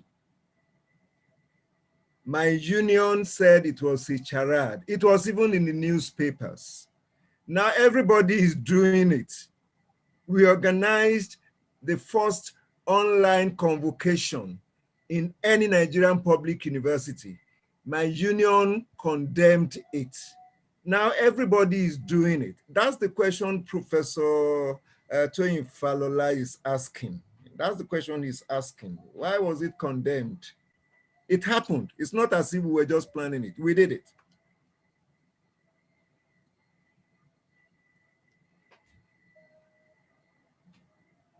This debate. Prof, do I have the floor? Yes, I guess so. Go ahead. Go ahead.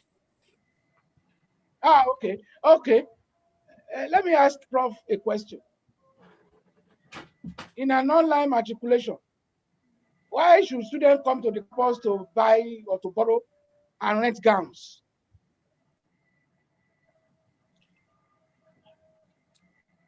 Because they have to be properly kitted. The amounts they were charged,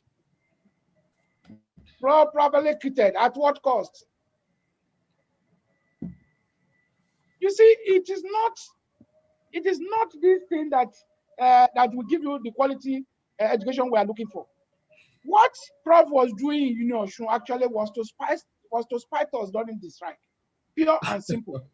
Interesting. Yes, it was intentional. I must be frank with you. And he falls under the categories or under the category of vice chancellors we have come to label as free riders. People who are not ready to sacrifice anything, but they are ready to derive maximum benefit from other people's efforts. They thought they are doing that, stabbing us in the back. Then they are coming forward. You recall I wrote you a letter the last time. You broke our strike, and you still came to collect what accrued from the strike action. I beg your pardon. It's not ASUU's money. It's taxpayers' money. And it's not ASUU's money. Strike. It's not ASUU money.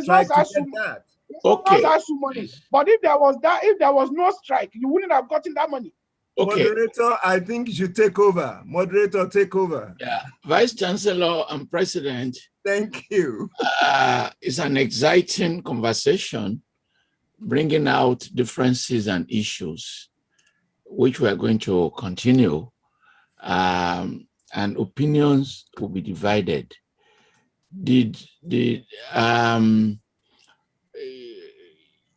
In setting up this panel, the way we structured it is producing the effect we desire. People with contrary opinions, people with different opinions and people who agree. So in this disagreement, this has been a very, very successful session. Thank you so much, Mr. Vice Chancellor, for coming. And I want to invite the last person to interview, Professor Olatunde Babawale. Professor Babawale used to be the director of CBAC, and he went to IFE, where he did so well, becoming a university scholar, got a grant in the department as the best graduate overall performance in the Department of International Relations. The time when it was international relations, 1983 to 84, that department was actually one of the best in the continent, under the leadership of great scholars, Ojo, Aluko. I remember those periods with nostalgia because the international department was hosting international conferences, very well attended. I was part of that program. Timothy Shaw and others, so many people coming from abroad with hosting great conferences. And people who were there then later distinguished themselves, including Gigi Oweye, who went ahead to establish his own university, Leeds City University. So we appreciate this pedigree. And thereafter, Professor Babawale became a professor of political economy. He joined CBAC, where his directorship renewed, energized the place. He organized major conferences, including one in Brazil that I attended. He hosted TOFAC, which was very well attended. And together with UNESCO, I collaborated with him to do a major conference in Calabar, which was one of the UNESCO's biggest conference on culture and slavery ever held. So we cannot thank him enough. He served as the Dean of Student Affairs. And it is in this capacity as Deans of Student Affairs that he came highly recommended, combining his questions will combine the role of a professor, deanship of students, and an administrator. So welcome, Professor Babawale. Thank you very much. Thank you so much, Professor Falola, for inviting me, and I appreciate the opportunity of being on this platform. I'd also like to thank Professor Ogunyemi for his leadership. Let me go straight to my question. I hope I'm clear enough. Yes. Okay. Professor Ogunyemi, you have talked extensively about the role played in the renewal of the infrastructure of universities by TETFund. I know that TETFund was an initiative of ASUU. It was the idea, it was ASUU's idea that gave birth to TETFund. I remember I was secretary of the UNILAG branch of ASUU in those days. That agency has contributed to the resuscitation of our universities. But my question, Prof, what is ASUU doing to call attention to companies that default in the payment of this tax that produce TETFund? And secondly, how do you intend as a union to raise your advocacy to ensure that we bring into the tax net those companies that have not been participating or paying into TETFund? That's my first question. Thank you very much, Prof. The TETFund as an agency has undergone many phases. You will recall that the first 5 years or so, we were struggling to even make TETFund operational. The stories around the pioneer executive secretary, late Mrs. Olakuri, actually engaged the attention of our union for a long time. And well, government was hesitant to accept that some funds were missing, but subsequently, government now started activating said fund operation. Concerning what we are doing to ensure that TETFund collects all that is collectible, if that expression is permitted. We are trying to engage TETFund as an agency. Recall that until 2011, we were on the board. We were on the governing board of TETFund. By 2011, they reviewed the law, the act, and they removed us. Now they are saying representative of tertiary institutions. Who is a representative of tertiary institution? That is why that seat is vacant on the governing board till tomorrow. So we are now struggling to go back to that board because that is where the decisions are made. However, we also explored another avenue when they came up with impact assessment last year, or no, late 2019. We were part of the team that went around the universities to assess the impact of TETFund as an intervention agency on our campuses, universities, polytechnics, and colleges of education. I was supposed to be part of the team that will engage the Federal Inland Revenue Service in order to track what they collected and the total amount. Lo and behold, we were faced with an impenetrable brick wall. After several visits, we had to give up. But I can tell you now that we have gone back to our lawyer. And very soon, Femi Falana may have to assist us with the Freedom of Information, under the Freedom of Information Act, to ask what do they call it, Federal Inland Revenue Service, to provide detailed information. Pardon?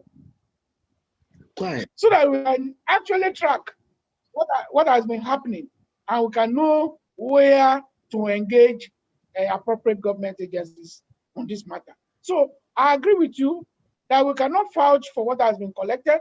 We cannot vouch for correct application, and we can also not vouch for the monitoring of projects. But concerning the monitoring of the project, if there was any intervention we did last year or 2019, again, it was in the area of this budget monitoring and project monitoring committees. We felt that campus-based unions should play more active roles, including student unions. Students are the end users of most of these facilities: hostels, lecture rooms, lecture theaters, studios, laboratories. So we are now insisting that TETFund should operate a more open system, such that to monitor this, to monitor operations or applications of TETFund grants will be seamless. But let me give to TETFund.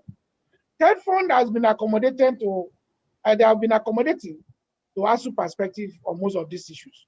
I want to give that to the current leadership of TETFund. So I will say that we are having positive engagement with TETFund on how to reposition the agency to deliver maximally on this mandate. Thank you so much, Prof, for that informative and enlightening response. I once served as Dean of Student Affairs at the University of Lagos, and I did get some complaints about us. That I'm talking about we teachers. And it is often said that a good reformer must first of all reform himself. What is ASUU as a union doing to collaborate with university management to ensure that we as university teachers do our job as expected, to wit, attend classes regularly and punctually, grade our scripts within set deadlines, and be above board in our duties and relationship with students? What is ASUU doing in this regard, Mr. President? Thank you so much, Prof.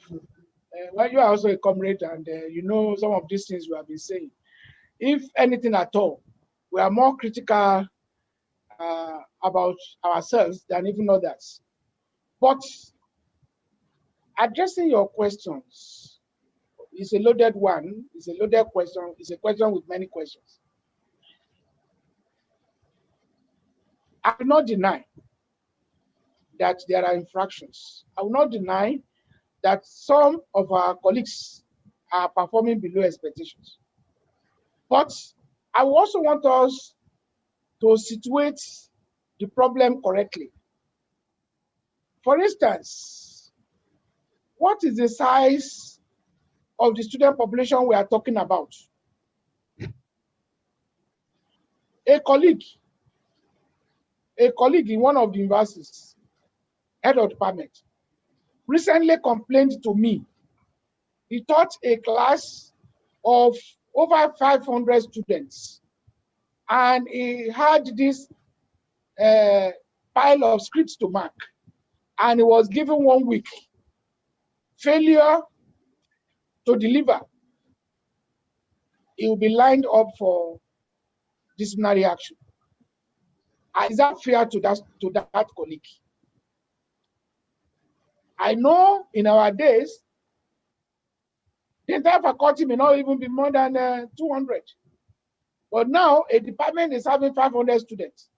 When they get to final year, you may be given 20 students to supervise as undergraduate projects. Nowadays, we are just 2 or 3 to our supervisor. That same lecturer will have like 10 master students and will have like 8 or 7 PhD students. All of those activities are supposed to be happening simultaneously. You supervise, you teach, you supervise, you grade, and you still have to do your research. The point I'm making here is, I'm not defending any lecturer that they release, but I'm saying that increasingly, the workload of our members is becoming overwhelming, could be overwhelming. And under such circumstances, enforcement of regulations become difficult. Enforcement of regulations becomes difficult. And that is why in that university that I told you about, the HOD had to tell Mr. Vice Chancellor, we have seen this your directive, but it cannot work. My department, nobody will submit within this your deadline. So when you start doing that, it will look like an affront. It's like you are undermining the authority of the Vice Chancellor. But why should the Vice Chancellor, in the first place, come up with an unworkable directive, an unrealistic policy? So as for our colleagues who are not doing the correcting, they are there. But that takes me back to what I said earlier about the recruitment process. Are we still attracting the best and the brightest? How are some of these people getting into the system? Like when Tosi asked me about misconduct, sexual harassment, and so on and so forth. When you see people who have passion for this work, they will stand out from the crowd. And you can be sure that they will deliver. However, where things cannot work, they will also not hesitate to make it known. And that is where our union comes into it. Where we have challenges that are real, we try to articulate. We try to work with the vice chancellors to review policies, work with vice chancellors to even discipline our members who are erring. I know every university has union members, union representatives on their disciplinary committees. So we are part of the system. We are doing our best, and there is no meeting of ASUU that we have had lately that we don't talk about the state of our union. What do we discuss under the state of our union? We discuss ethical issues. And like the sister's wife, we always remind ourselves we must live above suspicion. So we are conscious of our place in history, and we are conscious of our role in the system. So we do our best to live up to the expectations. Thank you, Mr. President. I know that some of these things that you talked about have been done. What one is saying is that regardless of the obstacles put in our way by the increasing number of students, even our colleagues know colleagues who rarely, hardly do their jobs as expected. There are graduate classes where you don't have, which are not necessarily large, and yet some still fail to return the scripts for exams on time, regardless.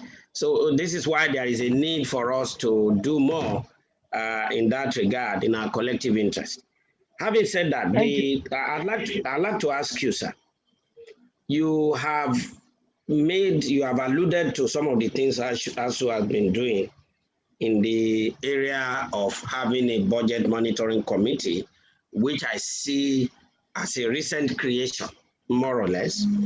I would now like to ask Mr. President, what is ASUU's mechanism, an institutionalized mechanism or strategy for beaming the satellite on management of funds by university authorities? The BMC is situation specific, if I am right to think that way.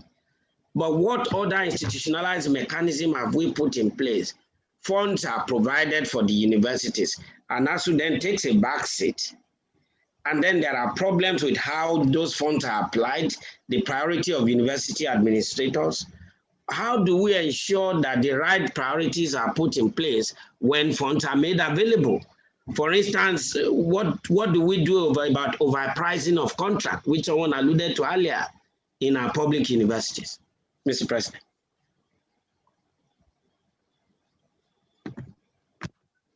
Thank you very much. That issue speaks to the role and responsibilities of BMC.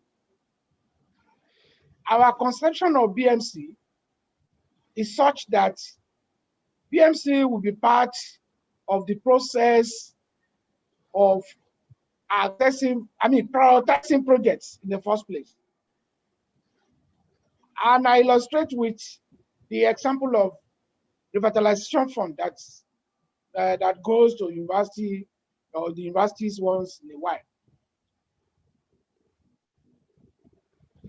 Before a university can access the revitalization fund, the BMC is expected to meet and identify areas of need.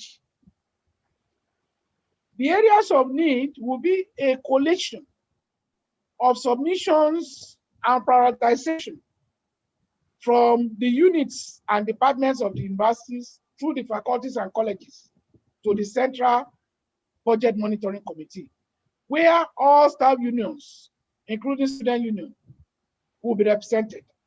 At that level, they are part of the conception of the projects. They own the projects. If they own the projects, then it means that the contracting process, they will be part of it. The pricing, the bidding, and so on and so forth, including the award, they are supposed to be part of it. And that was why I was appealing to vice chancellors earlier. that they should make BMCs work. Look, I went to 12 universities between last month and early this month. And I found that in more than 10 universities, in about 10 universities, BMCs were rendered moribund. I saw a university where the vice chancellor, who is the chairman of Tenders Board, is also the chairman of BMC. I had to tell this honorable vice chancellor that this is an infraction. See the guidelines. The guidelines stipulate that an external council will chair the BMC, and you have no rule. Since you are going to chair the Tenders Board, so who do you report to as a BMC? And that is what happens everywhere, or in most places. It was just in about 2 or 3 universities that we were able to see the ideal BMC in operation. Because what we do when we monitor like that, we will leave the vice chancellor. We go and meet members of the BMC without the representation of the vice chancellor or the vice chancellor himself being present. So we have a way of tracking some of these things. And on every campus, let me add this, we have ASUU's BMC. The ASUU's BMC it operates independent of vice chancellors, except where the vice chancellor has succeeded in planting his or her agent as a mole in the union, and they're able to hijack ASUU's BMC. So the ASUU's BMC operates like our spy. And just like I was telling my good brother earlier, that if we get advance report from ASUU's BMC, we will go there and raise questions when they come to defend their projects next time around. So we try to put that line of checks and balances as a way of monitoring. It is something that we thought should be applied also to TETFund projects, as well as university-wide projects. The vice chancellors are trying to circumscribe. They are trying to limit their operation just to this assessment, because they know that is where access to the next round of intervention will be contingent upon. It will be contingent on effectiveness or the positive report we get from BMC. We do that as much as possible, but we have also flagged projects that we had reasons to suspect were corruptly implemented on campuses. And we had documentations on such projects. And I mentioned earlier cases of our colleagues, chairpersons of the union, who were sent back from their job because they raised alarm. So well, people might think we're not doing enough, but even the little we are doing, we are being persecuted in many cases. Thank you, Mr. President. May I add this follow-up question? ASUU historically has been engaged in several struggles, and your own leadership has been part of that historical struggle. In what ways, Mr. President, can you say that the struggles of ASUU under your leadership as Professor Abiodun Ogunyemi have been substantially different in form and content from those of your predecessors?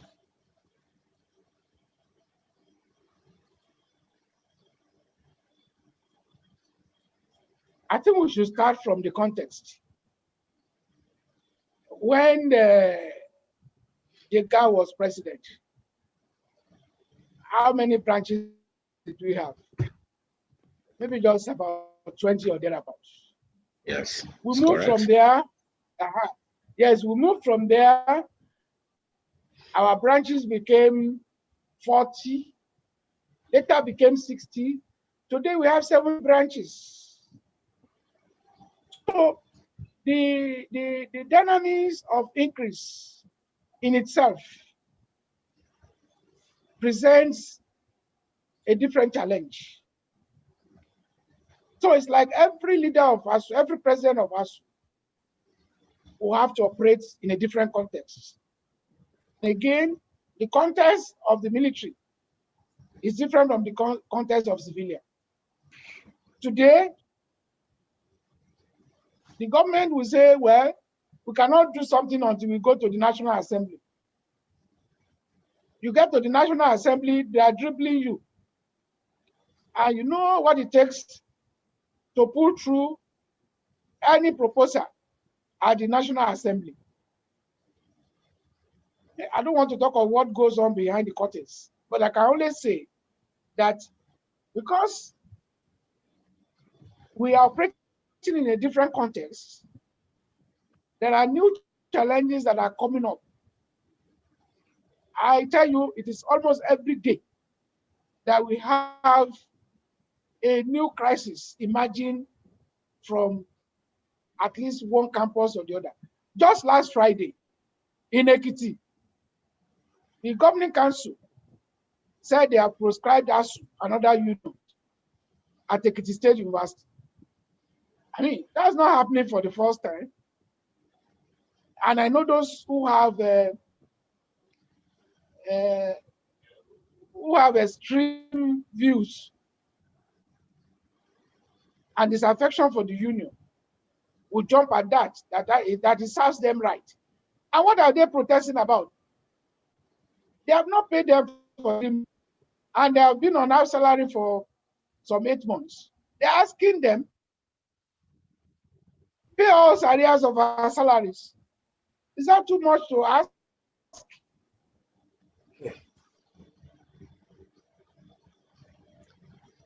And you say, because they are in a setting we call a democracy, and so they are outlawed. It's a different challenge. Before them, Kogi State government came out to say he outlawed ASUU, and he even read it. He said they have formulated a policy, a law that outlawed ASUU, that banished ASUU from Kogi State University. But you see what some of these overseers, administrators, and politicians, what they fail to understand is that they cannot ban ASUU. As you are well aware, ASUU is an idea. You cannot kill it. That is at the philosophical level. ASUU is an idea. They cannot kill it. Abacha tried it. Babangida tried it. In fact, at some point, they had to negotiate with the union they banned. So if any vice chancellor or any state governor thinks by proclaiming that they have banned a union, that union stands banned, I think it's just it's a wild goose chase. It will not land them anywhere. But talking more fundamentally, legally, there is no branch of ASUU that is ASUU. ASUU is centrally chartered. So we only have branches. So you cannot say you outlawed ASUU. You can't, as long as the charter is affiliated. So it shows you how limited they are in their understanding of trade union. But the goal they want to achieve really is to cow opposition. You know, we now have a new set of politicians or political actors who are intolerant of critical engagement. And it's unfortunate. In fact, I'm tempted to say that I cannot differentiate between the civil politicians and the khaki politicians, civilian politicians and khaki politicians. So, because they operate more or less like the same. Go to any state governor today, it is what he wants, or well, we don't have a female governor yet. It is what he wants that the State House of Assembly must do. And that is why they are compounding our problems, even in the academia. A governor that has not funded a university will make it 2, will make it 3, will even make it 4. When Okorocha was going to leave Imo State, in one fell swoop, He claimed to have created 4 universities. Is that what we need in Nigeria? If you go to National Assembly today, they have more than 180 bills pending for the establishment of tertiary institutions. And you find that every senator wants a federal university in their constituency. And as I used to say, it appears they have turned the establishment of universities to constituency projects. The only thing they can take back to their constituency. Whereas they will create these universities, they will not take steps to fund them. And before you know it, those new universities will become crisis centers, and they will debase the foundation of intellectual development. So it's unfortunate. And so these are some of the dynamics that are playing out as we move on in the Nigerian environment, and the intellectual ecology that we think should evolve over time has been debased, and we are almost getting disillusioned. It's unfortunate. Thank you, Mr. President, for the very deep response that you have given. I'd like to ask my last question, and that goes to the fact that sooner or later, your tenure will come to an end. However, yes, I would like to know what the leadership of the union that you currently superintend over, what does it intend to do to make the achievements you have recorded during this tenure enduring, sustainable, and irreversible by these and possibly successive governments?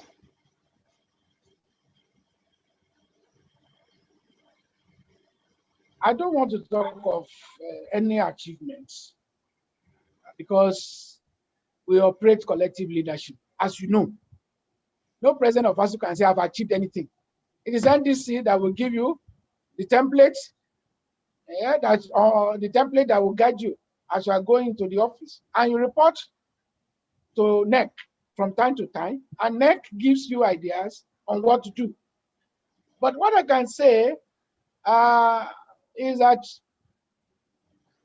ASUU has continued to evolve, and our achievements are cumulative. They are cumulative because you are building on what somebody else has done, and somebody else will come to build on what you have done. But the only thing we can say is that as the accumulation process continues, there are documentation along the line. For instance, I inherited the Memorandum of Understanding of 2013, which the preceding set of national officers secured. I was vice president then. Comrade Nasir Fage was the president. Together, that set of leaders got out that memorandum. It was a great asset because it became, it became a reference point, and today it's still a reference point. So it has become our reference point when we talk of needs assessment. The previous set of leaders before the one we had between 2012 and 2016, they conducted the needs assessment. So today we make reference to needs assessment. We make reference to MOU of 2013. And even this assessment itself evolved from 2009 agreement, to which Sule Kano and the person that took over from him made substantial contribution. So our achievements in this union have been cumulative, and we operate intergenerational transition in a way such that as one generation is going, the next one is building on what they have done. What I can only say is that today we can say we have a new agreement, 2020, which has as component elements of Memorandum of Understanding of 2013, which had as its foundation the initial assessment of 2012.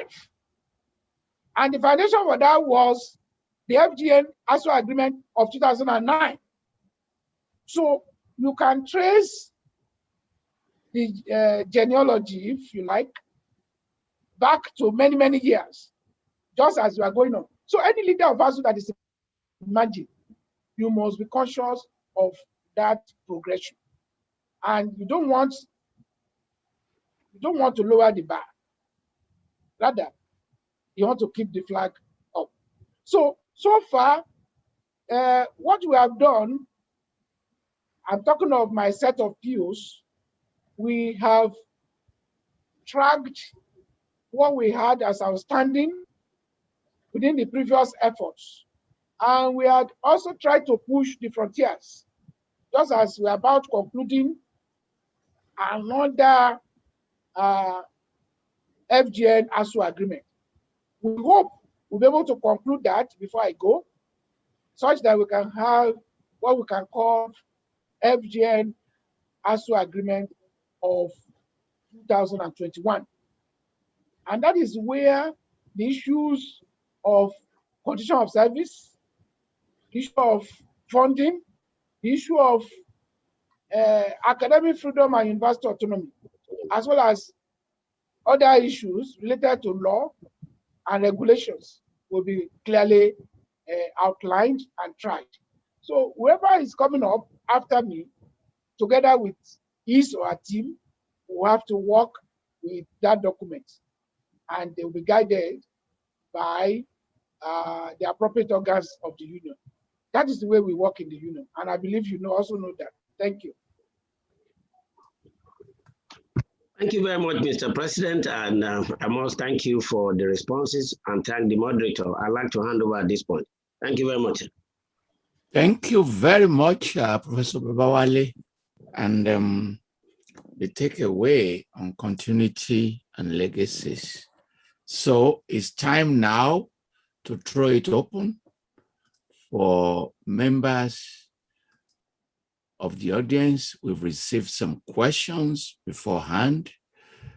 We have many people are here who want to ask questions. We will give privilege to those who are here. And if there's time, we will draw from our data bank. So I can see for now, I saw somebody. Oh, Professor Akala, somebody. Okay, go ahead, Professor Akala, ask your question. From Howard University. Go ahead. Yes. Thank you, Professor Ogunyemi, for your responses. It appears the Union Vice Chancellor read my mind. He had alluded to the question that I have in mind. The question is this: is ASUU aware of the image of Nigerian University abroad, and that Nigerian University graduates have been denied admission to highly competitive programs in USA and other advanced countries because of incessant close down? I'm sure you are a product of Nigerian universities between 1970 to early 1990s. I can speak of the Faculty of Pharmacy at IFE. If Faculty of Pharmacy awarded a dog a B.Pharm degree,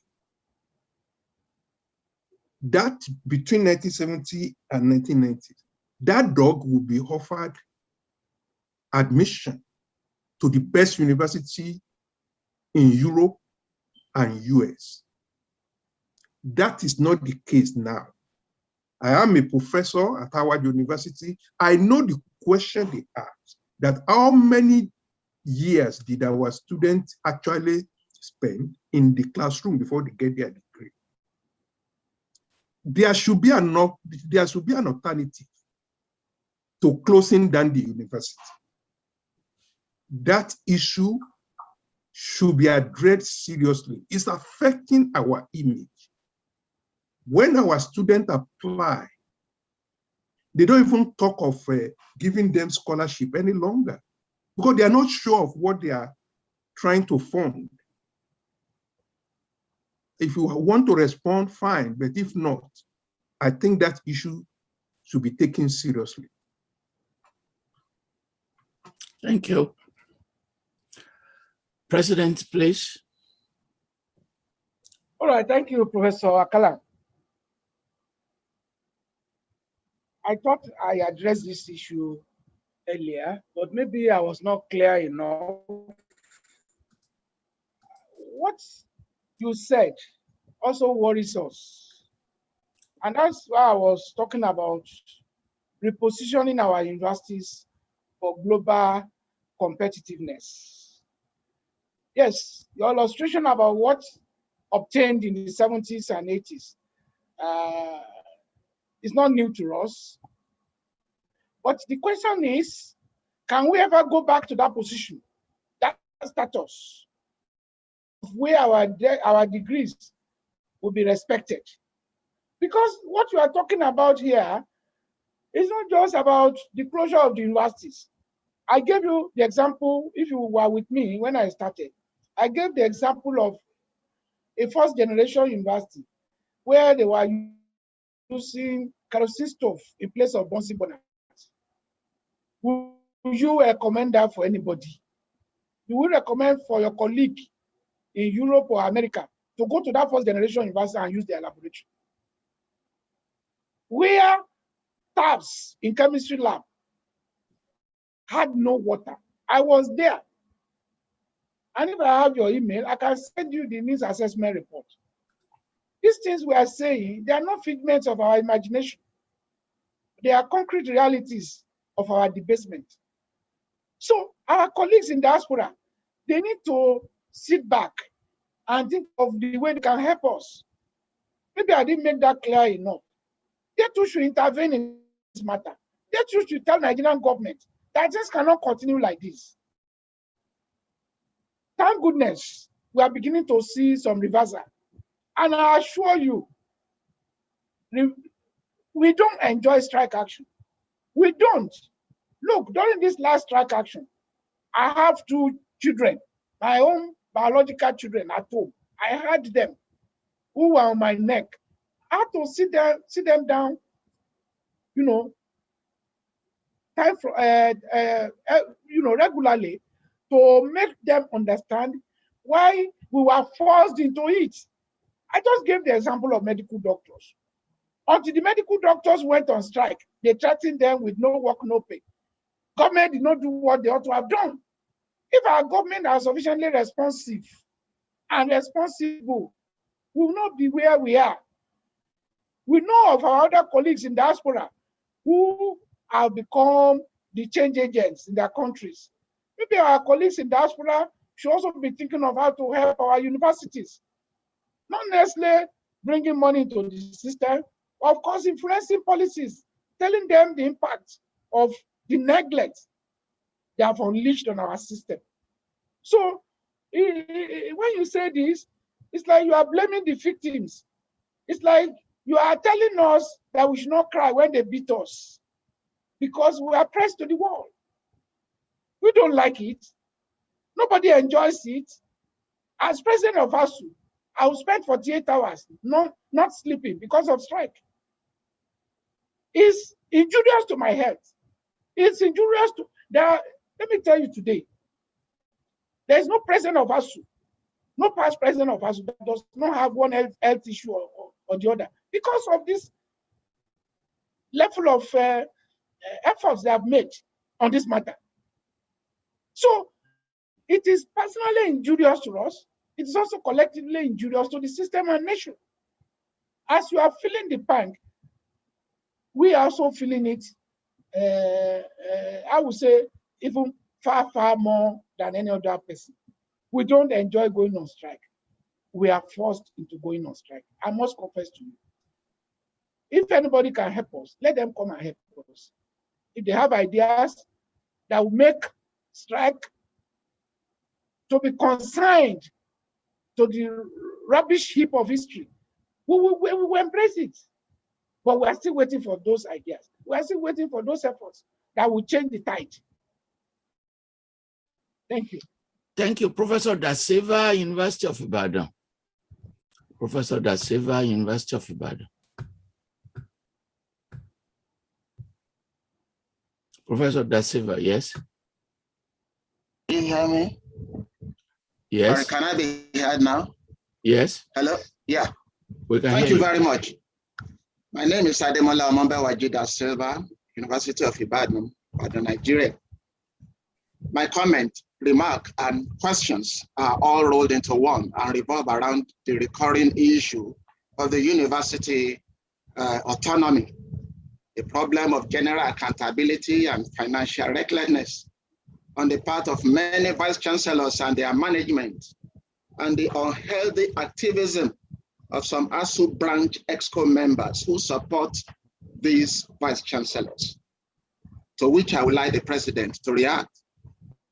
No doubt the president and Professor Labode Popola Unioshon, vice chancellor, and later Professor Tunde Babawale had dwelt largely on this earlier on. But it remains inconclusive. Sir, one of the key issues that repeatedly caused ASUU strike has been inadequate funding of the public universities. Unfortunately, in recent times, critics of ASUU tend to find ASUU demand for adequate funding unjustifiable because many of the universities could not account for the funds internally generated or funds that are made available to them through government agencies like TETFund.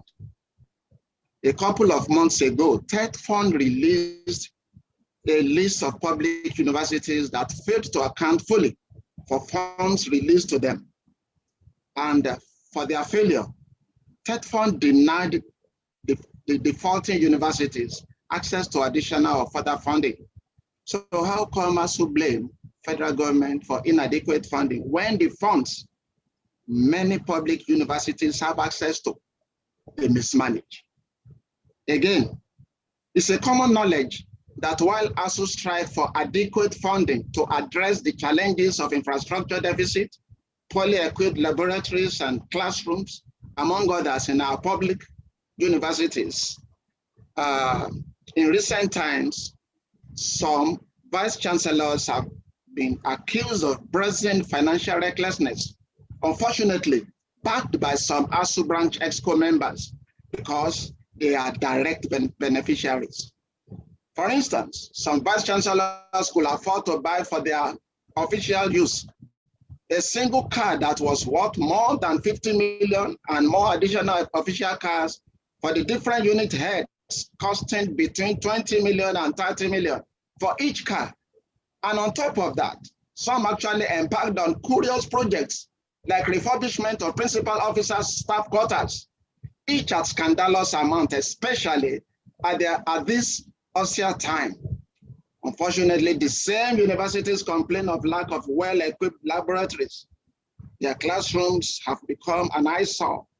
The universities could not even pay honorarium to lecturers who taught special programs. Sir, that is a fundamental disconnect between ASUU's sincere struggle and advocacy for adequate funding for public universities on the one hand, and the curious priorities of many of the vice chancellors and their management on the other hand. The president mentioned a proposed PMC, but of what use when the corrupt vice chancellors are also backed and supported by some ASUU branch EXCO members? Your reaction, please, Mr. President. Thank you.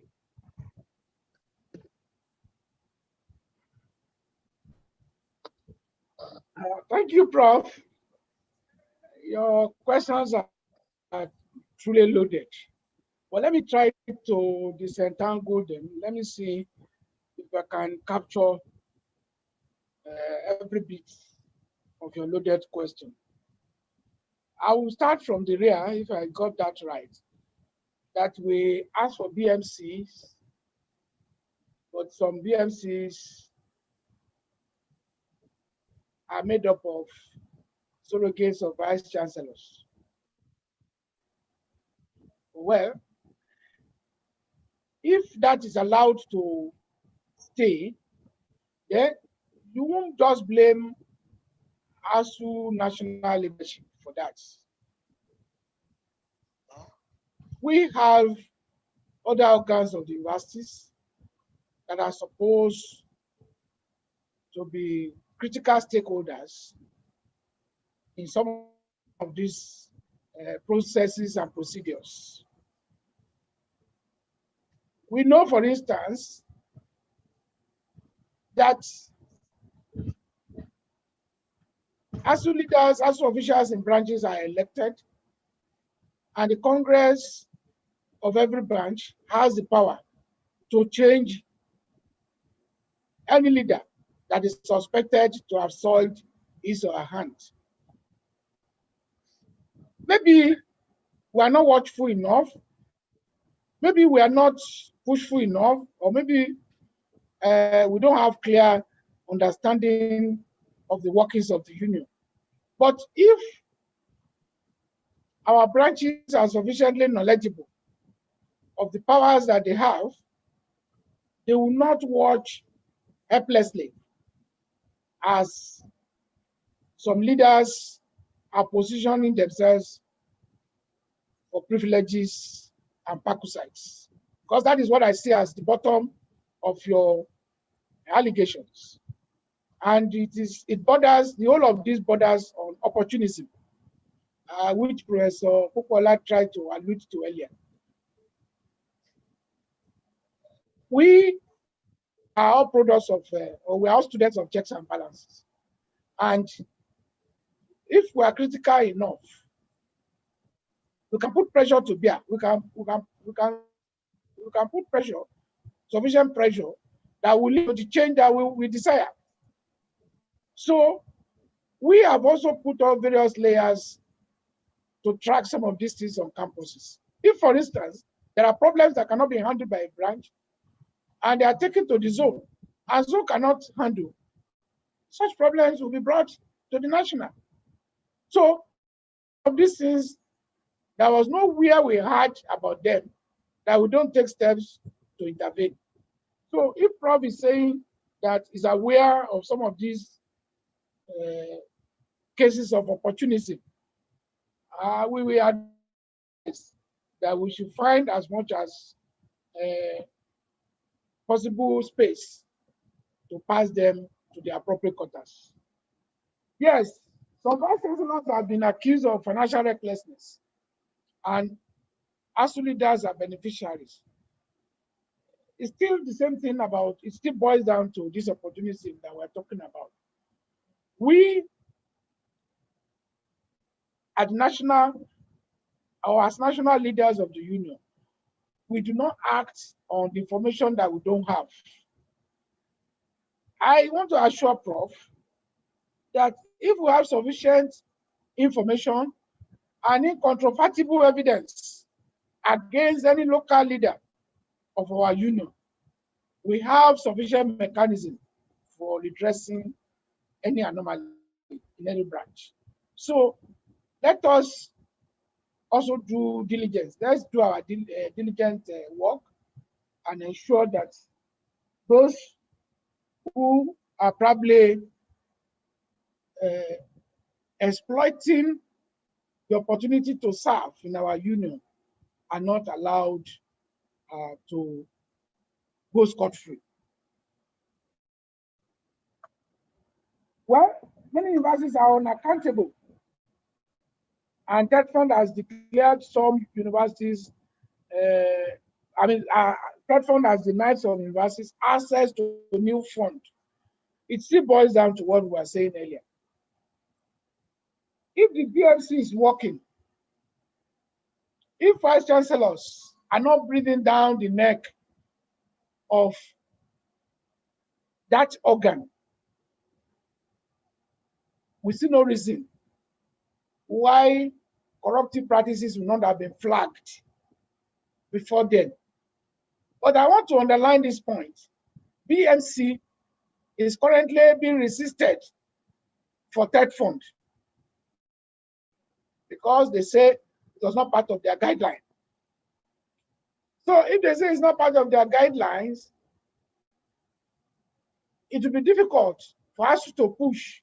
And that was why I said earlier, if we can find our way back to the board, then I believe we should be in a better position to influence some of the policies that are coming out of TETFund.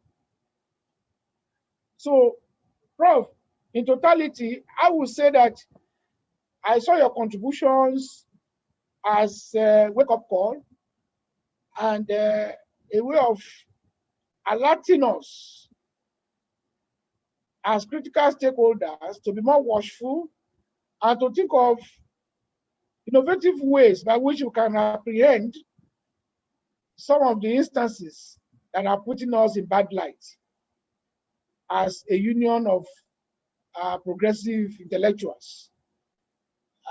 We have been talking, so we'll continue to talk along that line.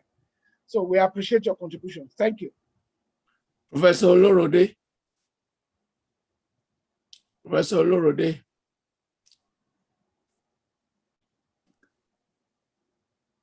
Please, can you? He needs to unmute himself.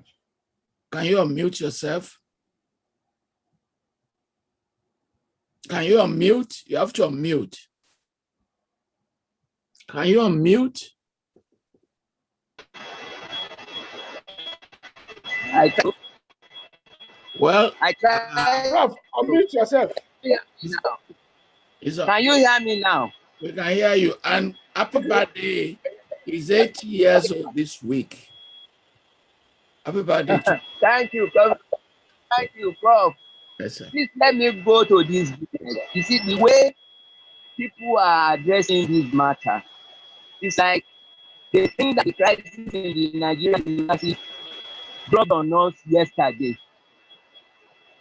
And somehow they also think that universities will survive in a country that is crumbling or that has crumbled. The gentleman who talked about drugs in 1970 being better, being able to get admission. So drugs in 1978 are better than lecturers now, right? That is what people are telling some of us. Look, it up yesterday. In 1984, our government was driving doctors from Lagos to Ife to everywhere because they said there are no hospitals.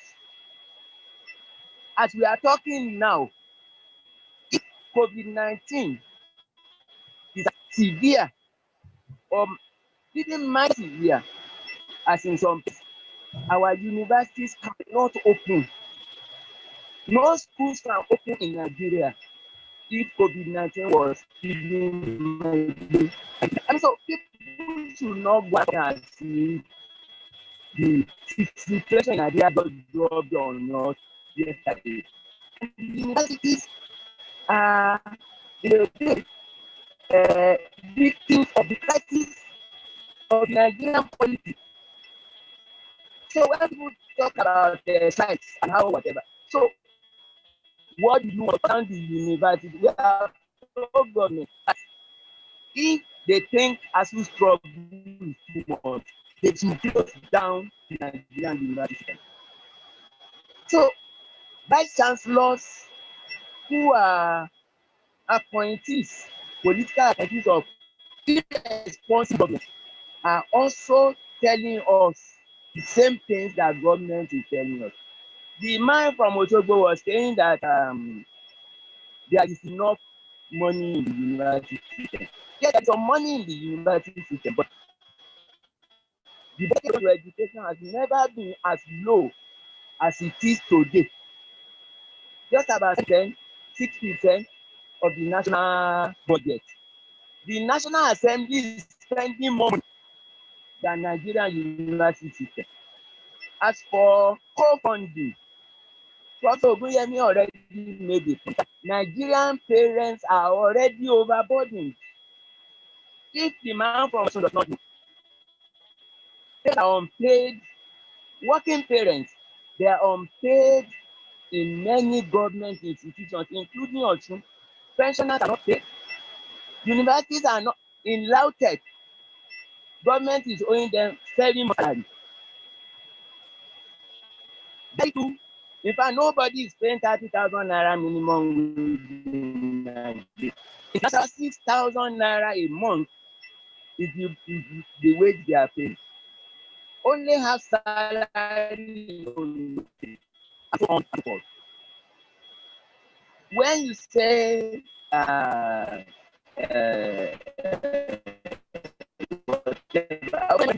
proliferation of universities in ASUU state, with one university, there are 6 campuses about 4 years ago, and we recommended that government should reduce the number of senatorial districts. They not us. Okay, all the states. They cannot run single universities. They are more universities. They are able to train more lecturers to teach, and so on and so forth. NUC licensed 20 universities in the last 2 weeks or so. And so when the Vice Chancellor of ASUU says parents can pay, ASUU president already said, who are the parents who can pay? Look, there are so many universities in Nigeria now, and only 4% of the students that are enrolled in universities are in private universities. There are more private universities now than public universities. Now, why is it only 4% that go there? In spite of all the propaganda about how more efficient, why is it that they cannot attract students? Simple. Parents cannot afford to go to university or privatize university. As for activism, being a substitute for hard work, we challenge the people who are peddling that to say which of the ASUU activists are not doing their work. The best lecturers in the Nigerian universities are activists. Okay? And you can go and check. Let's go see Assisi Aso, Abiodun Ogunyemi, name them, Tuku, Bala Usman, Segun Osoba in Ife. Who are these people who are saying lazy people who are activists? These are people who take ASUU's commitment seriously. And people who say they are ASUU members who have not committed apostasy to go and look at ASUU's constitution and see what ASUU says about commitment of intellectuals to the Nigerian people. And the centerpiece of that commitment is that universities will not survive in a country that itself does not survive. As for corruption, government creates corruption and creates people in universities who are going to be corrupt. Most of the time, the 2 people who blow whistles that get punished for corruption in the university system. In Ilorin in 2001, the letter there under ASUU accused the university authorities of corrupt management of university resources. Obasanjo set a visitation panel and indicted the council and the vice chancellor and dismissed the council, but retained the vice chancellor who is alleged executive. What did the University of Ilorin do? They sacked 49 plus lecturers for 8 years. It was the Supreme Court that reinstated them. And so people read this. And the political context in which political and economic context in which ASUU struggle has developed. And I want to conclude. ASUU is a democratic organization. There are no organization that is not democratic. People follow their own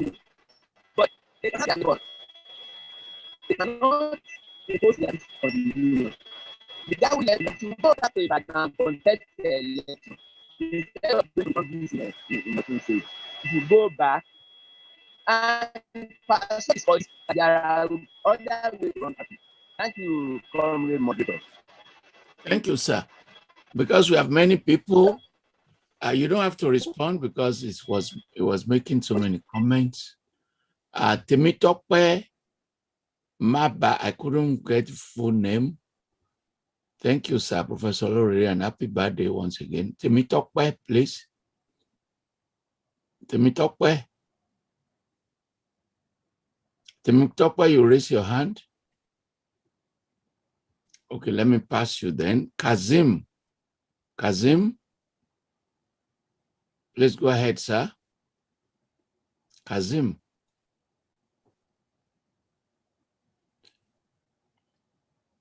You are raising your hands, but we couldn't locate you. Mubarak? Okay, please. Be brief, please. Okay. Thank you very much. My name is Mubarak Ojewale from Sister Research Center for Real-Time and Embedded System Computing in Portugal. Far away from Portugal. Yes. So thank you very much, Professor Ogunyemi and Professor Popola, for the wonderful discussion about the Nigerian education system. My question contribution is that when a nation has a problem that is becoming almost unsolvable, they turn to the academia, they turn to the universities for solution. So now when the universities are having a recurring problem themselves, then we have to look inwards. The solution is always in intellectual activities. So what I'm driving at is we have been facing the problem of a funding model that works for universities for over 30 or 40 decades now. So I want to say that we should, as part of the contribution that other speakers have said, I think we need to start shifting our mind away from strikes, or even if we will go on strike, probably we should change the points that we will want to go on strike for. Why not ASUU, which represents the body of Nigerian intellectuals, which has a lot of professors in economics, in education management, education funding, come up with a model, a funding model, probably a public-private partnership.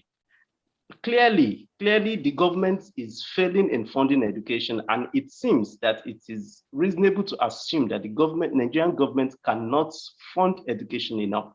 So why not look for a model where the government plays a part, maybe just 30%, and private individuals, endowments, parent participation. We should just create, I want to believe that it is not possible and it is not beyond the capacity of the Nigerian intellectuals to come up with a funding model that is sustainable, independent of government's mismanagement or shocks, and that keeps the universities open for 12 months in a year.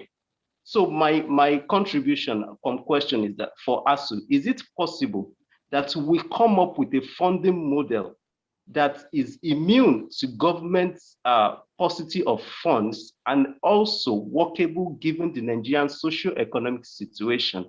And now we put this model on the table with the National Assembly and the government, that we want this as the model in which the universities will work. This, we can go one last final strike to make sure, okay, they adopt this model, and we know that we are home and dry. So I put this challenge to ASUU, that we come up with a model that does not rely on asking government for what they either do not have or they will never give. We've tried strike for over 3 decades. It has not worked. So can we come up with a model that is sustainable and is holistic, that solves this once and for all? Thank you. Thank you, Mubarak. Please, Mr. President, hold on, take more questions so you rest a little bit. Majid Alabi, please. Yes, go ahead, sir. Okay, thank you very much, Prof, for giving us this opportunity. Good evening, Mr. President, Professor Ogunyemi. And on our own side too, I say happy birthday to Professor Motoyo Olorode, our forerunner. My question is very simple, and I'll go straight to my question. I know on several occasions I've had this opportunity to raise these questions with Professor Ogunyemi, but I'm taking the opportunity now to table it again, that ASUU does not exist in a vacuum. ASUU exists as part and parcel of Nigeria. So ASUU as a body is also not immune to the challenges that confront Nigeria as a country. But more importantly, is the fact that as a union that has organs to address relevant issues, particularly when it comes to, I know you have a body, you have an organ called ethics committee, but surprisingly, we have members of ASUU who are lecturers and who are found wanting in one way or the other. And I'm going to be very specific. Last year in 2020, February, I reported the allegation leveled by TETFund that ASUU members, that Nigerian lecturers are diverting research funds to build houses, to buy cars. And we have cases of members of ASUU across various campuses who had opportunity to get scholarship from ASUU, probably to go to UK. But rather than going to UK or going to any other European country, what they do is that they go to Ghana or they go to Benin Republic without telling the funder. But we have never seen a case where ASUU has been able to come up and say, this is the punishment or this is the matter we are in. And ASUU cannot say it is not aware of these very serious allegations. And I am sorry that I'm bringing this up again. Last year, I was blacklisted by ASUU for reporting this. And the director of research and development of TETFund, who made this allegation, backed by evidence, which I also sought, and I got this evidence. TETFund was almost blackmailed, forcing TETFund to recant because they felt that as an individual, as a reporter, reporting that particular incident at that time was like supporting the federal government to clamp down on ASUU because it was against the IPPIS. Our challenge is that ASUU as a body of disciplined intellectuals, why has ASUU not come up with an open and transparent process of punishing members who are found wanting at one point or the other? We have also seen instances where schools want to punish members of the union who are found wanting. And what we see is a strong defense on the part of the union, believing that because some members are found wanting, it is because they are members of the union.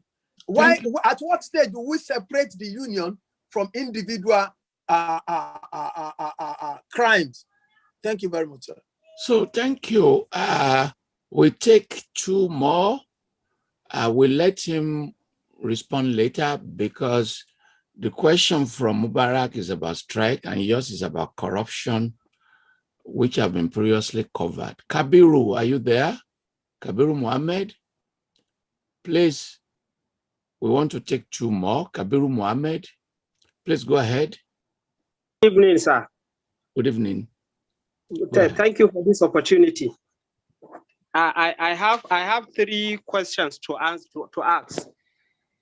One is about TETFund.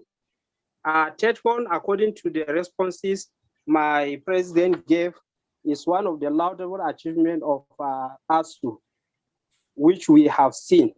So, in connection to the question raised by Mubarak, please, I just want to raise this as a challenge to ASUU. Now that we have a negotiation that is going on about our welfare and increase in our salaries. I know government will likely say that they don't have the resources due to the reality in our economic situation. So what can ASUU do to make as a suggestion for the government to source this funding? That is one.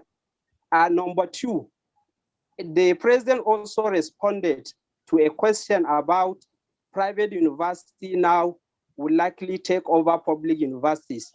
I have had his response, but I am not satisfied because government may likely also use these private universities as an alternative for their children that used to go to abroad. Now that they have them in the country, they will likely give them all the support to function well and disregard funding of public universities, just like what happened in our other levels of education, primary and secondary school.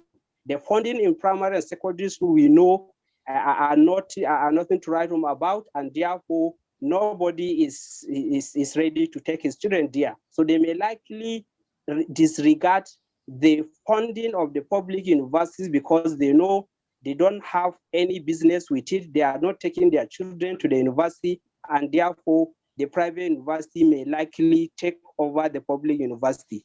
Then thirdly, sir, and the last one is about our senior colleagues who are members of this union.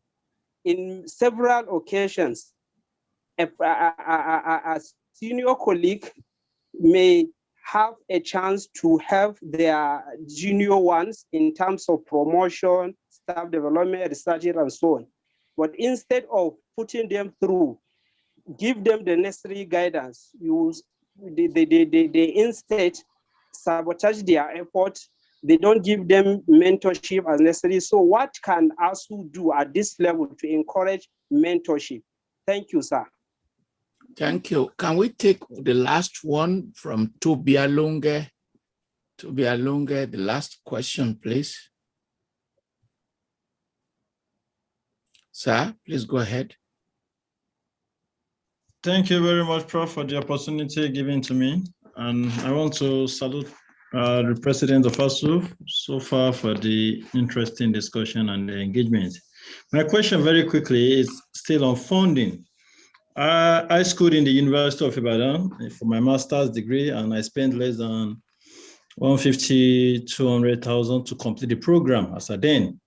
And I consider coming over to the UK for further studies. I actually see the facility that's observable that we have here and the amount of pounds that goes into the tuition and likes.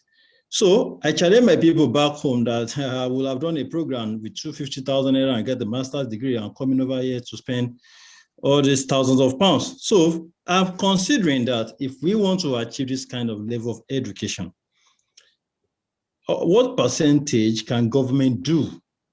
And what is the percentage of parents that can help in funding? Like you said the other time, that we have to look at the parents in context, 30%, 70%.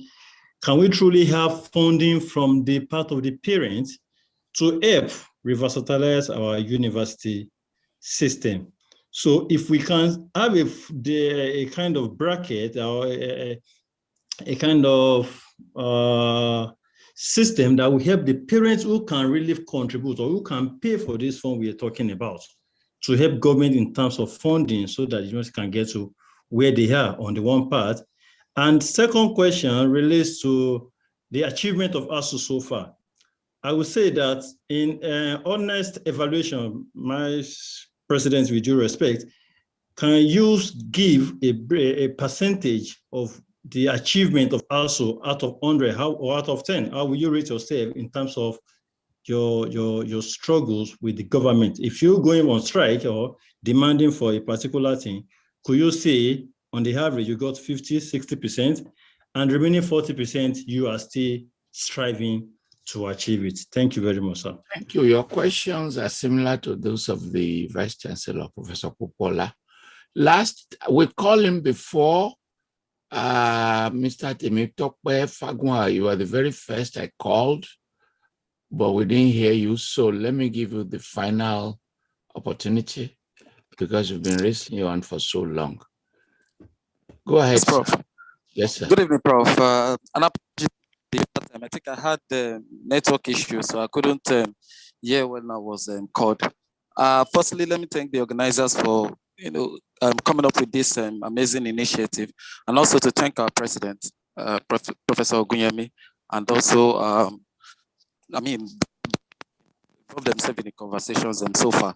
Quickly, I position that I think is quite important for us to to ask or is to say is that is it really possible for us to get orange juice out of mangoes? Because I think that's the right analogy, that can take us to a better place in understanding this phenomenon. Because really we think we can somehow have, amazingly, miraculously, we can have an efficient educational system without not necessarily struggling. It's quite important for us to make this point known, because when you go back to the history of some countries, for instance, that some of us today, such for instance, many of us do not really understand that teachers union in the country struggled for for decades to get what some of us are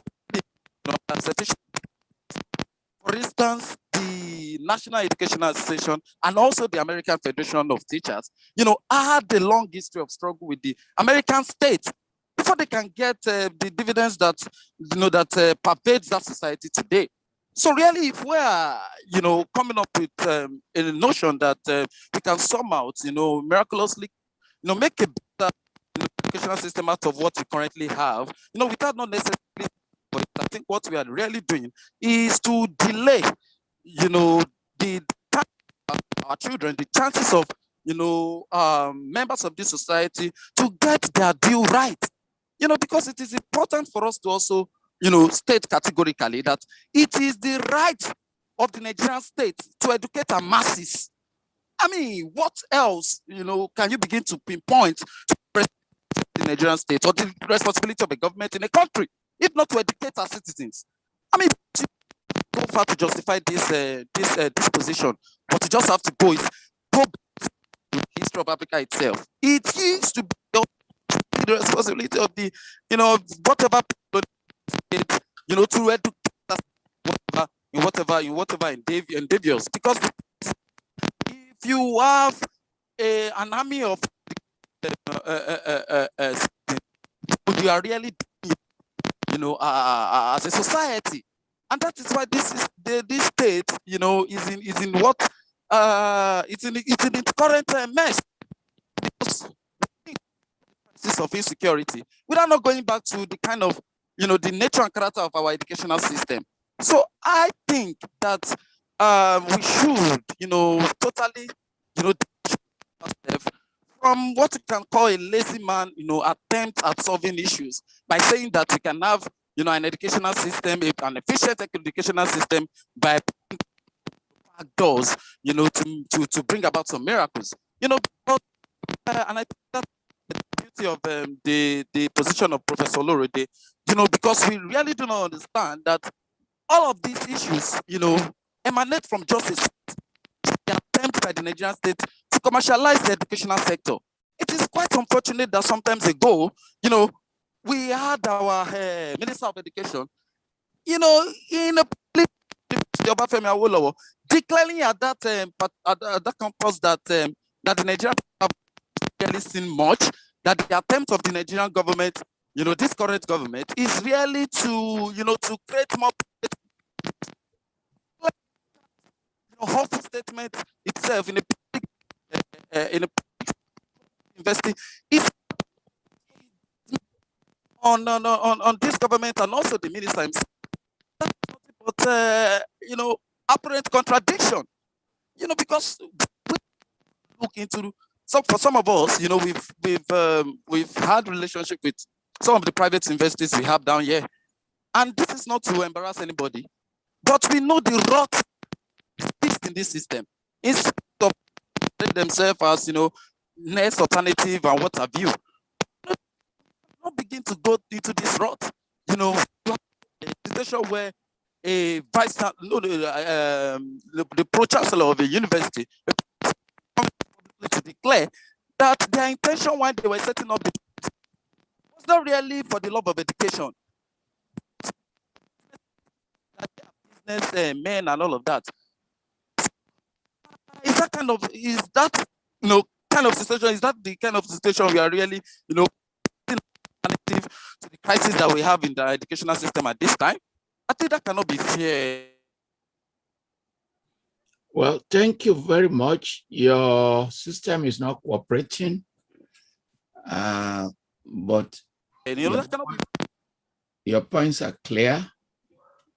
Thank you very much, Mr. Fagunwa. So, Mr. President, can you make your closing statements? You don't have to answer all the questions. You can weave your answers into your closing statements so that I don't call you again. Very much. Closing statements. Thank you so much. We attempt to respond to some of the questions, perhaps in no particular order, but some of them are actually cross-cutting. So I will try to piece them together and make some remarks about them. Let me start with Toby Alonge. He tried to compare the cost of the master's program that he did in UI with the current amount of tuition he's paying in UK for his current studies. I would just ask him whether he also compared that experience with some other countries where he could have had his postgraduate still on scholarship. Germany, for instance. So that speaks to the fact that the idea of insisting that unless and until we pay tuition, we cannot make our education system run is not valid. The point ASUU is making is that it is about ideological. And when we say ideological, we are saying that it depends on how we have positioned education within the context of our developmental efforts or strive for development and transformation. For countries where they see education as the linchpin for bringing about a new society or sustaining their pace of development. You know, Germany, I think it has the fastest growing economy also in Europe. And it also depends on their assessment of what the people need to keep at the pace of maybe ethical standard, value formation, the transformation in their society. So in other words, when you have a society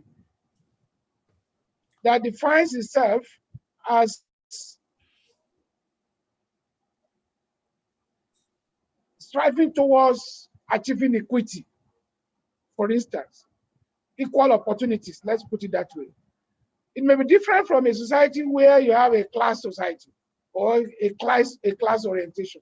So we still have, even in Europe, those societies where, I mean, some societies that have defined themselves as regulative. You know, we have what we can call social capitalism, and we have those we can also call chronic capitalism. So you need to differentiate the context we are talking about. Julius Nyerere once told us that unless we define the kind of society we are trying to build, we cannot design our education to meet our goals. What society are we building in Nigeria? It's a society that is without direction. It's a society where the rich will continue to get richer and the poor will remain poorer. I don't know how much of Nigeria you know, with due respect, but I can tell you that I've visited all the 36 in Nigeria in the course of my serving in the union, because our union has a policy. You must know Nigeria before you can intervene in Nigeria.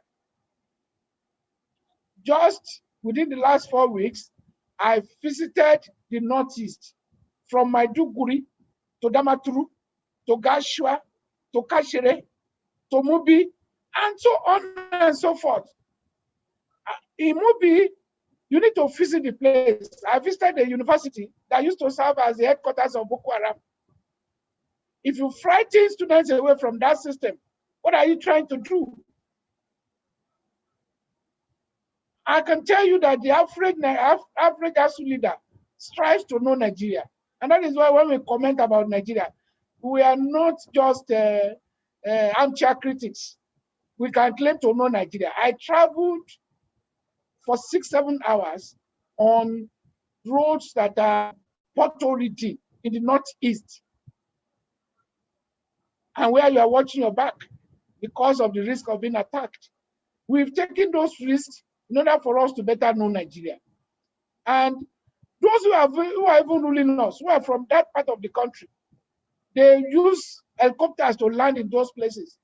And they abandon their people there. You need to see poverty walking on its leg. So we need to know the society we are talking about. Before you start comparing Nigeria to UK, you must define Nigeria. Which Nigeria are you talking about? Is it Nigeria of Lagos and Abuja? Or Nigeria of Damaturu, of Mubi, of Gashua? That I visited and I saw what obtains in those places without running down people from those places. But certainly, I've been to Northwest. I know what is happening. I've been to villages in every part, every nook and cranny of this country. When you remove the facade, when you remove the grandiose that you associate with the noise we make in cities and towns, you need to get to the villages to know what is happening. In rural areas in Nigeria, where over 60% or 70% of Nigerians still live, and you will see poverty walking on its feet. Then you cannot come back and compare Nigeria with UK. There's no basis for comparison, my brother. Thank you very much. Now, my colleague Kabiru talked about mentorship. I also talked about private university as well as TETFund. Yes, mentorship, I agree with you. Opportunities for mentorship are reducing or shrinking in Nigerian universities. But we also need to situate the problem correctly. We are all encumbered. And when I say we are all encumbered, I know what I'm saying. You want me to serve as mentor? If I tell you that we have professors who have been on the same salary structure or salary, maybe salary level for more than 15 years, our professors at bar, and nothing has been done to their welfare package. In 2009, when we signed the agreement with the federal government, the salary of a professor, maybe at 450 or so, would translate to about $3,000. Today, the salary of a professor is barely around $1,000. So which means he has been devalued 3 times along the line at least. Inflation, hyperinflation. So when I say we are encumbered in Nigeria, it takes extra efforts to be able to give attention to those that are coming behind you, because you two are struggling to make a living. So the challenges in our system are so enormous that they could overwhelm anybody who is not willing to go the extra mile to preserve the tradition. Nevertheless, we can do better. We can still improve on our processes or mechanisms for mentoring. What we are trying to do now, we're also trying to encourage that through what we call academic leadership. We have been holding some series of lectures or workshops on our campuses. We are developing academic culture. We are trying to develop academic culture. And we are working with our universities to also expand the scope for this engagement.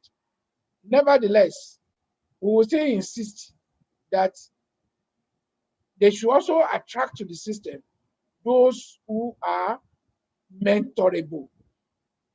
It's not impossible that we are attracting to the system now some individuals, some young colleagues that are not mentorable. Like I was discussing with Professor Bobola earlier, I was trying to make him realize that. And he also admitted that there are pressures. You know, political elites now, they want to impose even academics on the system. If you are a vice chancellor in a federal university, the moment you go to National Assembly to do one thing or the other, you will be handed a list of those you should employ. And it then becomes a kind of rub my hand and I scratch your back. So all those intervening variables, they also dilute and pollute the system for us. And you only need to be careful so that you don't get the wrong person into your team. I think that is part of the problem. But we can do better. We try to improve on that. Well, you said private universities may overtake public universities. I cannot totally disagree with you, especially within the context that you have tried to explain it. That if they decide to channel government resources into private universities, before we know it, they will be getting subsidy and they will be more attractive to candidates. One thing we saw that we saw a sign that pointed to that at some point recently. We were negotiating with a chairman of government who insisted that now we should go the way of education bank. And his concept of education bank is that the bank will pay the tuition of students in both private and public universities. And that the government, once government pays that, those in private universities, they will not have to worry about fees. We know that is a trap. ASUU will not, even if you put a gun at the head of an ASUU president, no ASUU president or ASUU leader will subscribe to that kind of view. And for that reason alone, we were held down for 3 years in our discussion about funding with government. How will you say that government should pay the tuition of students in private university? So, my comrade, Kabiru Muhammad, you are correct in your postulation that it is a possibility. I'm not disputing that, but what that tells us is that we have to be watchful. Another thing government agents or politicians have tried to do along that line is to surreptitious move towards channeling TETFund resources into private universities. On a number of occasions, we stood against that process at the National Assembly. And let me shock you. Let me shock you on this matter. At one of our meetings at the National Assembly, we challenged members of that committee to declare their interest. Because before we got there, we had done our homework, and we found that at least 2 members of that committee had private universities. So we told them that there was conflict of interest. So if we had to discuss that matter, they had to step aside. But those were the people championing the cause that TETFund support private universities. We stood against it because we cannot and we will not allow private universities to start accessing TETFund grants that we fought for. We put our lives and energy to getting that fund established. So our members, the onus is on all of us who are members of ASUU, and of course other critical stakeholders, to stand up against private interests that are trying to corner resources from public funds to private investments. We don't know what profits they make in their universities, yet they want to access funds that are meant for public universities. We should not allow that to happen.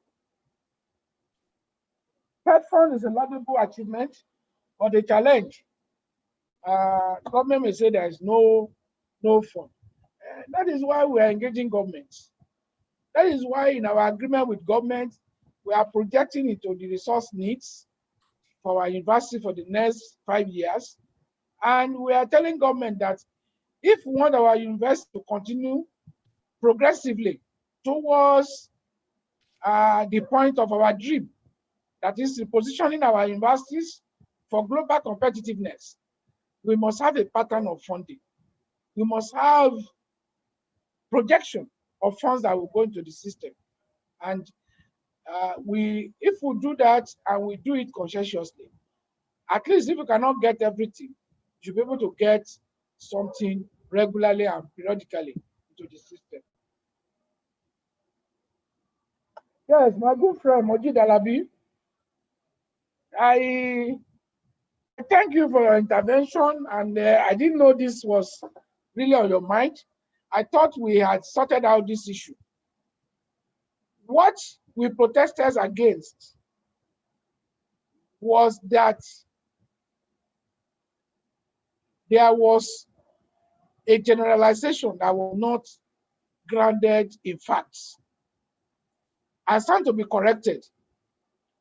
If you give out 100 grants, for instance, and 10% defaulted, it happens all over the world. You don't come out to generalize that Nigerian university lecturers are incapable of research, they don't have capacity for research, and that when they go out, or when they are given grants, they marry new wives, build houses in a way that was so derogatory and destructive to people's career progression. These people you are talking about have international scholars as their research partners and so on and so forth. When you come out to make those generalizations, you are not helping the system. To help the system, if you say some, for instance, fine. And you can go out to list them, provided you are sure of your facts, so that people don't take you to court. If you say we are protecting our members, I think it is an ethical issue. An accused is presumed innocent until proven guilty. We don't know how many of these people have been subjected to disciplinary procedures in their respective institutions. So if TETFund is coming out, TETFund will have to tell us that, well, out of X number, we have this Y number that defaulted, and so measures have been taken against them. If they are to take measures against them, and you now say ASUU stood on their way, you have to tell us that ASUU.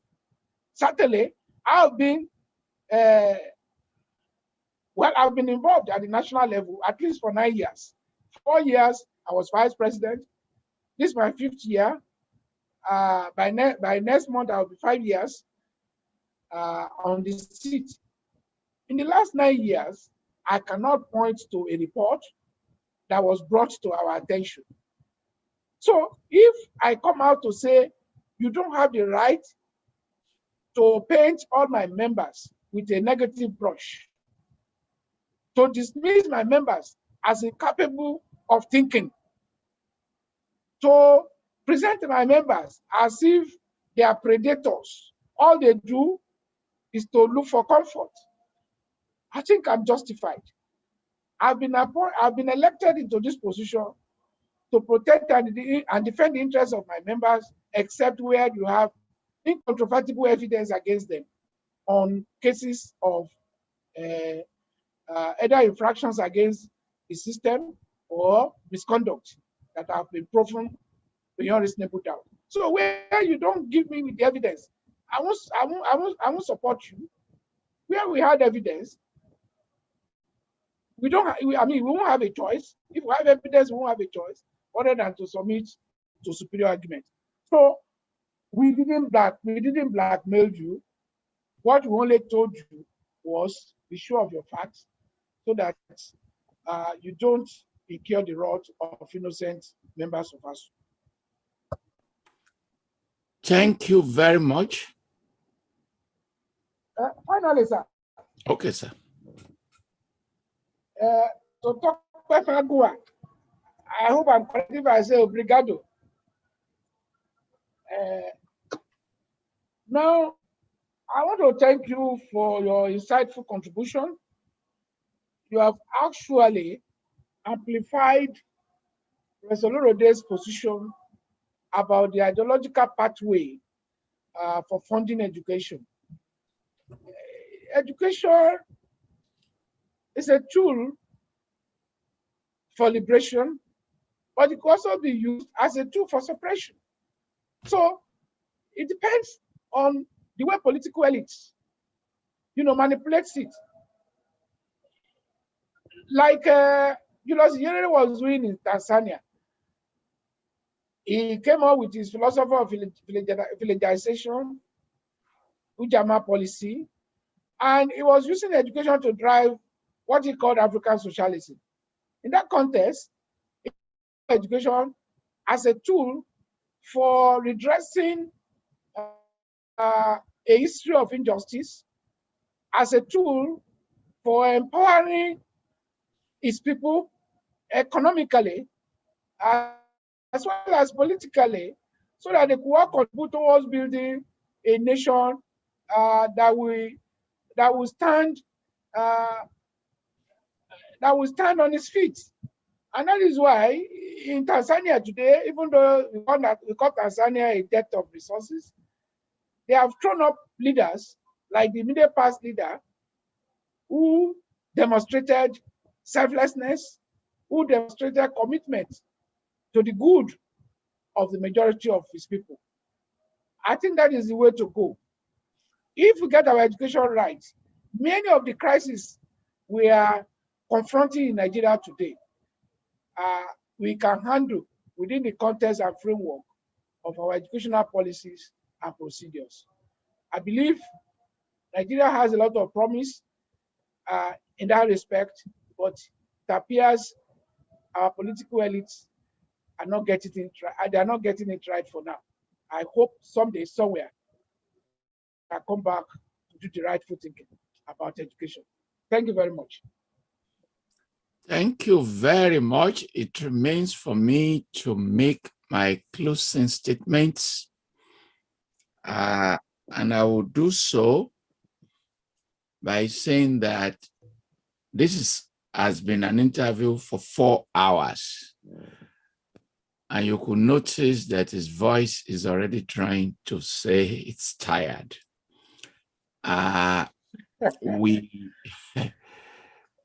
This may be one of the best public documents that he as president and ASUU will be leaving. We immediately send out this document. In the next 1 hour, this entire proceeding will become public.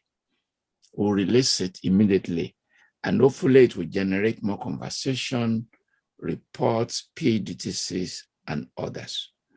The immediate viewership we already have. We've recorded 5,200 viewers immediately. So that's going to grow multiple times as people watch the proceeding. We recorded 4,800 on Facebook, and then Zoom and YouTube we recorded 432. So the total viewership is a large number of 5,200. And that number continues to grow as people access the recording. I would like to express the gratitude to our team, technical people, Shegun Olopade, Obina Akara, and others. It's a lot of work. I want to thank our partners, Tunde Kelani, Alaroye, and other partners who have their own viewership that are separate, and others who also sign in, whose numbers I do not know at this time. I'm very grateful to the interviewers, Daniel Woro, Tosin Alagbe, Professor Popola, Professor Tunde Babawale. We are very grateful to all of you. Next Sunday, we are going to have Alhaji Abdurrahman Ahmad, who is the head of the Ansarudin, the mission of Ansarudin. We are going to talk about Islam and society, Islam and politics, hijab, Western education, so many issues that we are going to talk about. As with other things, I am going to immediately begin to write reports on this interview, focusing on the takeaway. And some of these takeaway issues are very clear. Issues around the strike action, which is not resolved. Issues around ethics and corruption, which dominates the conversation.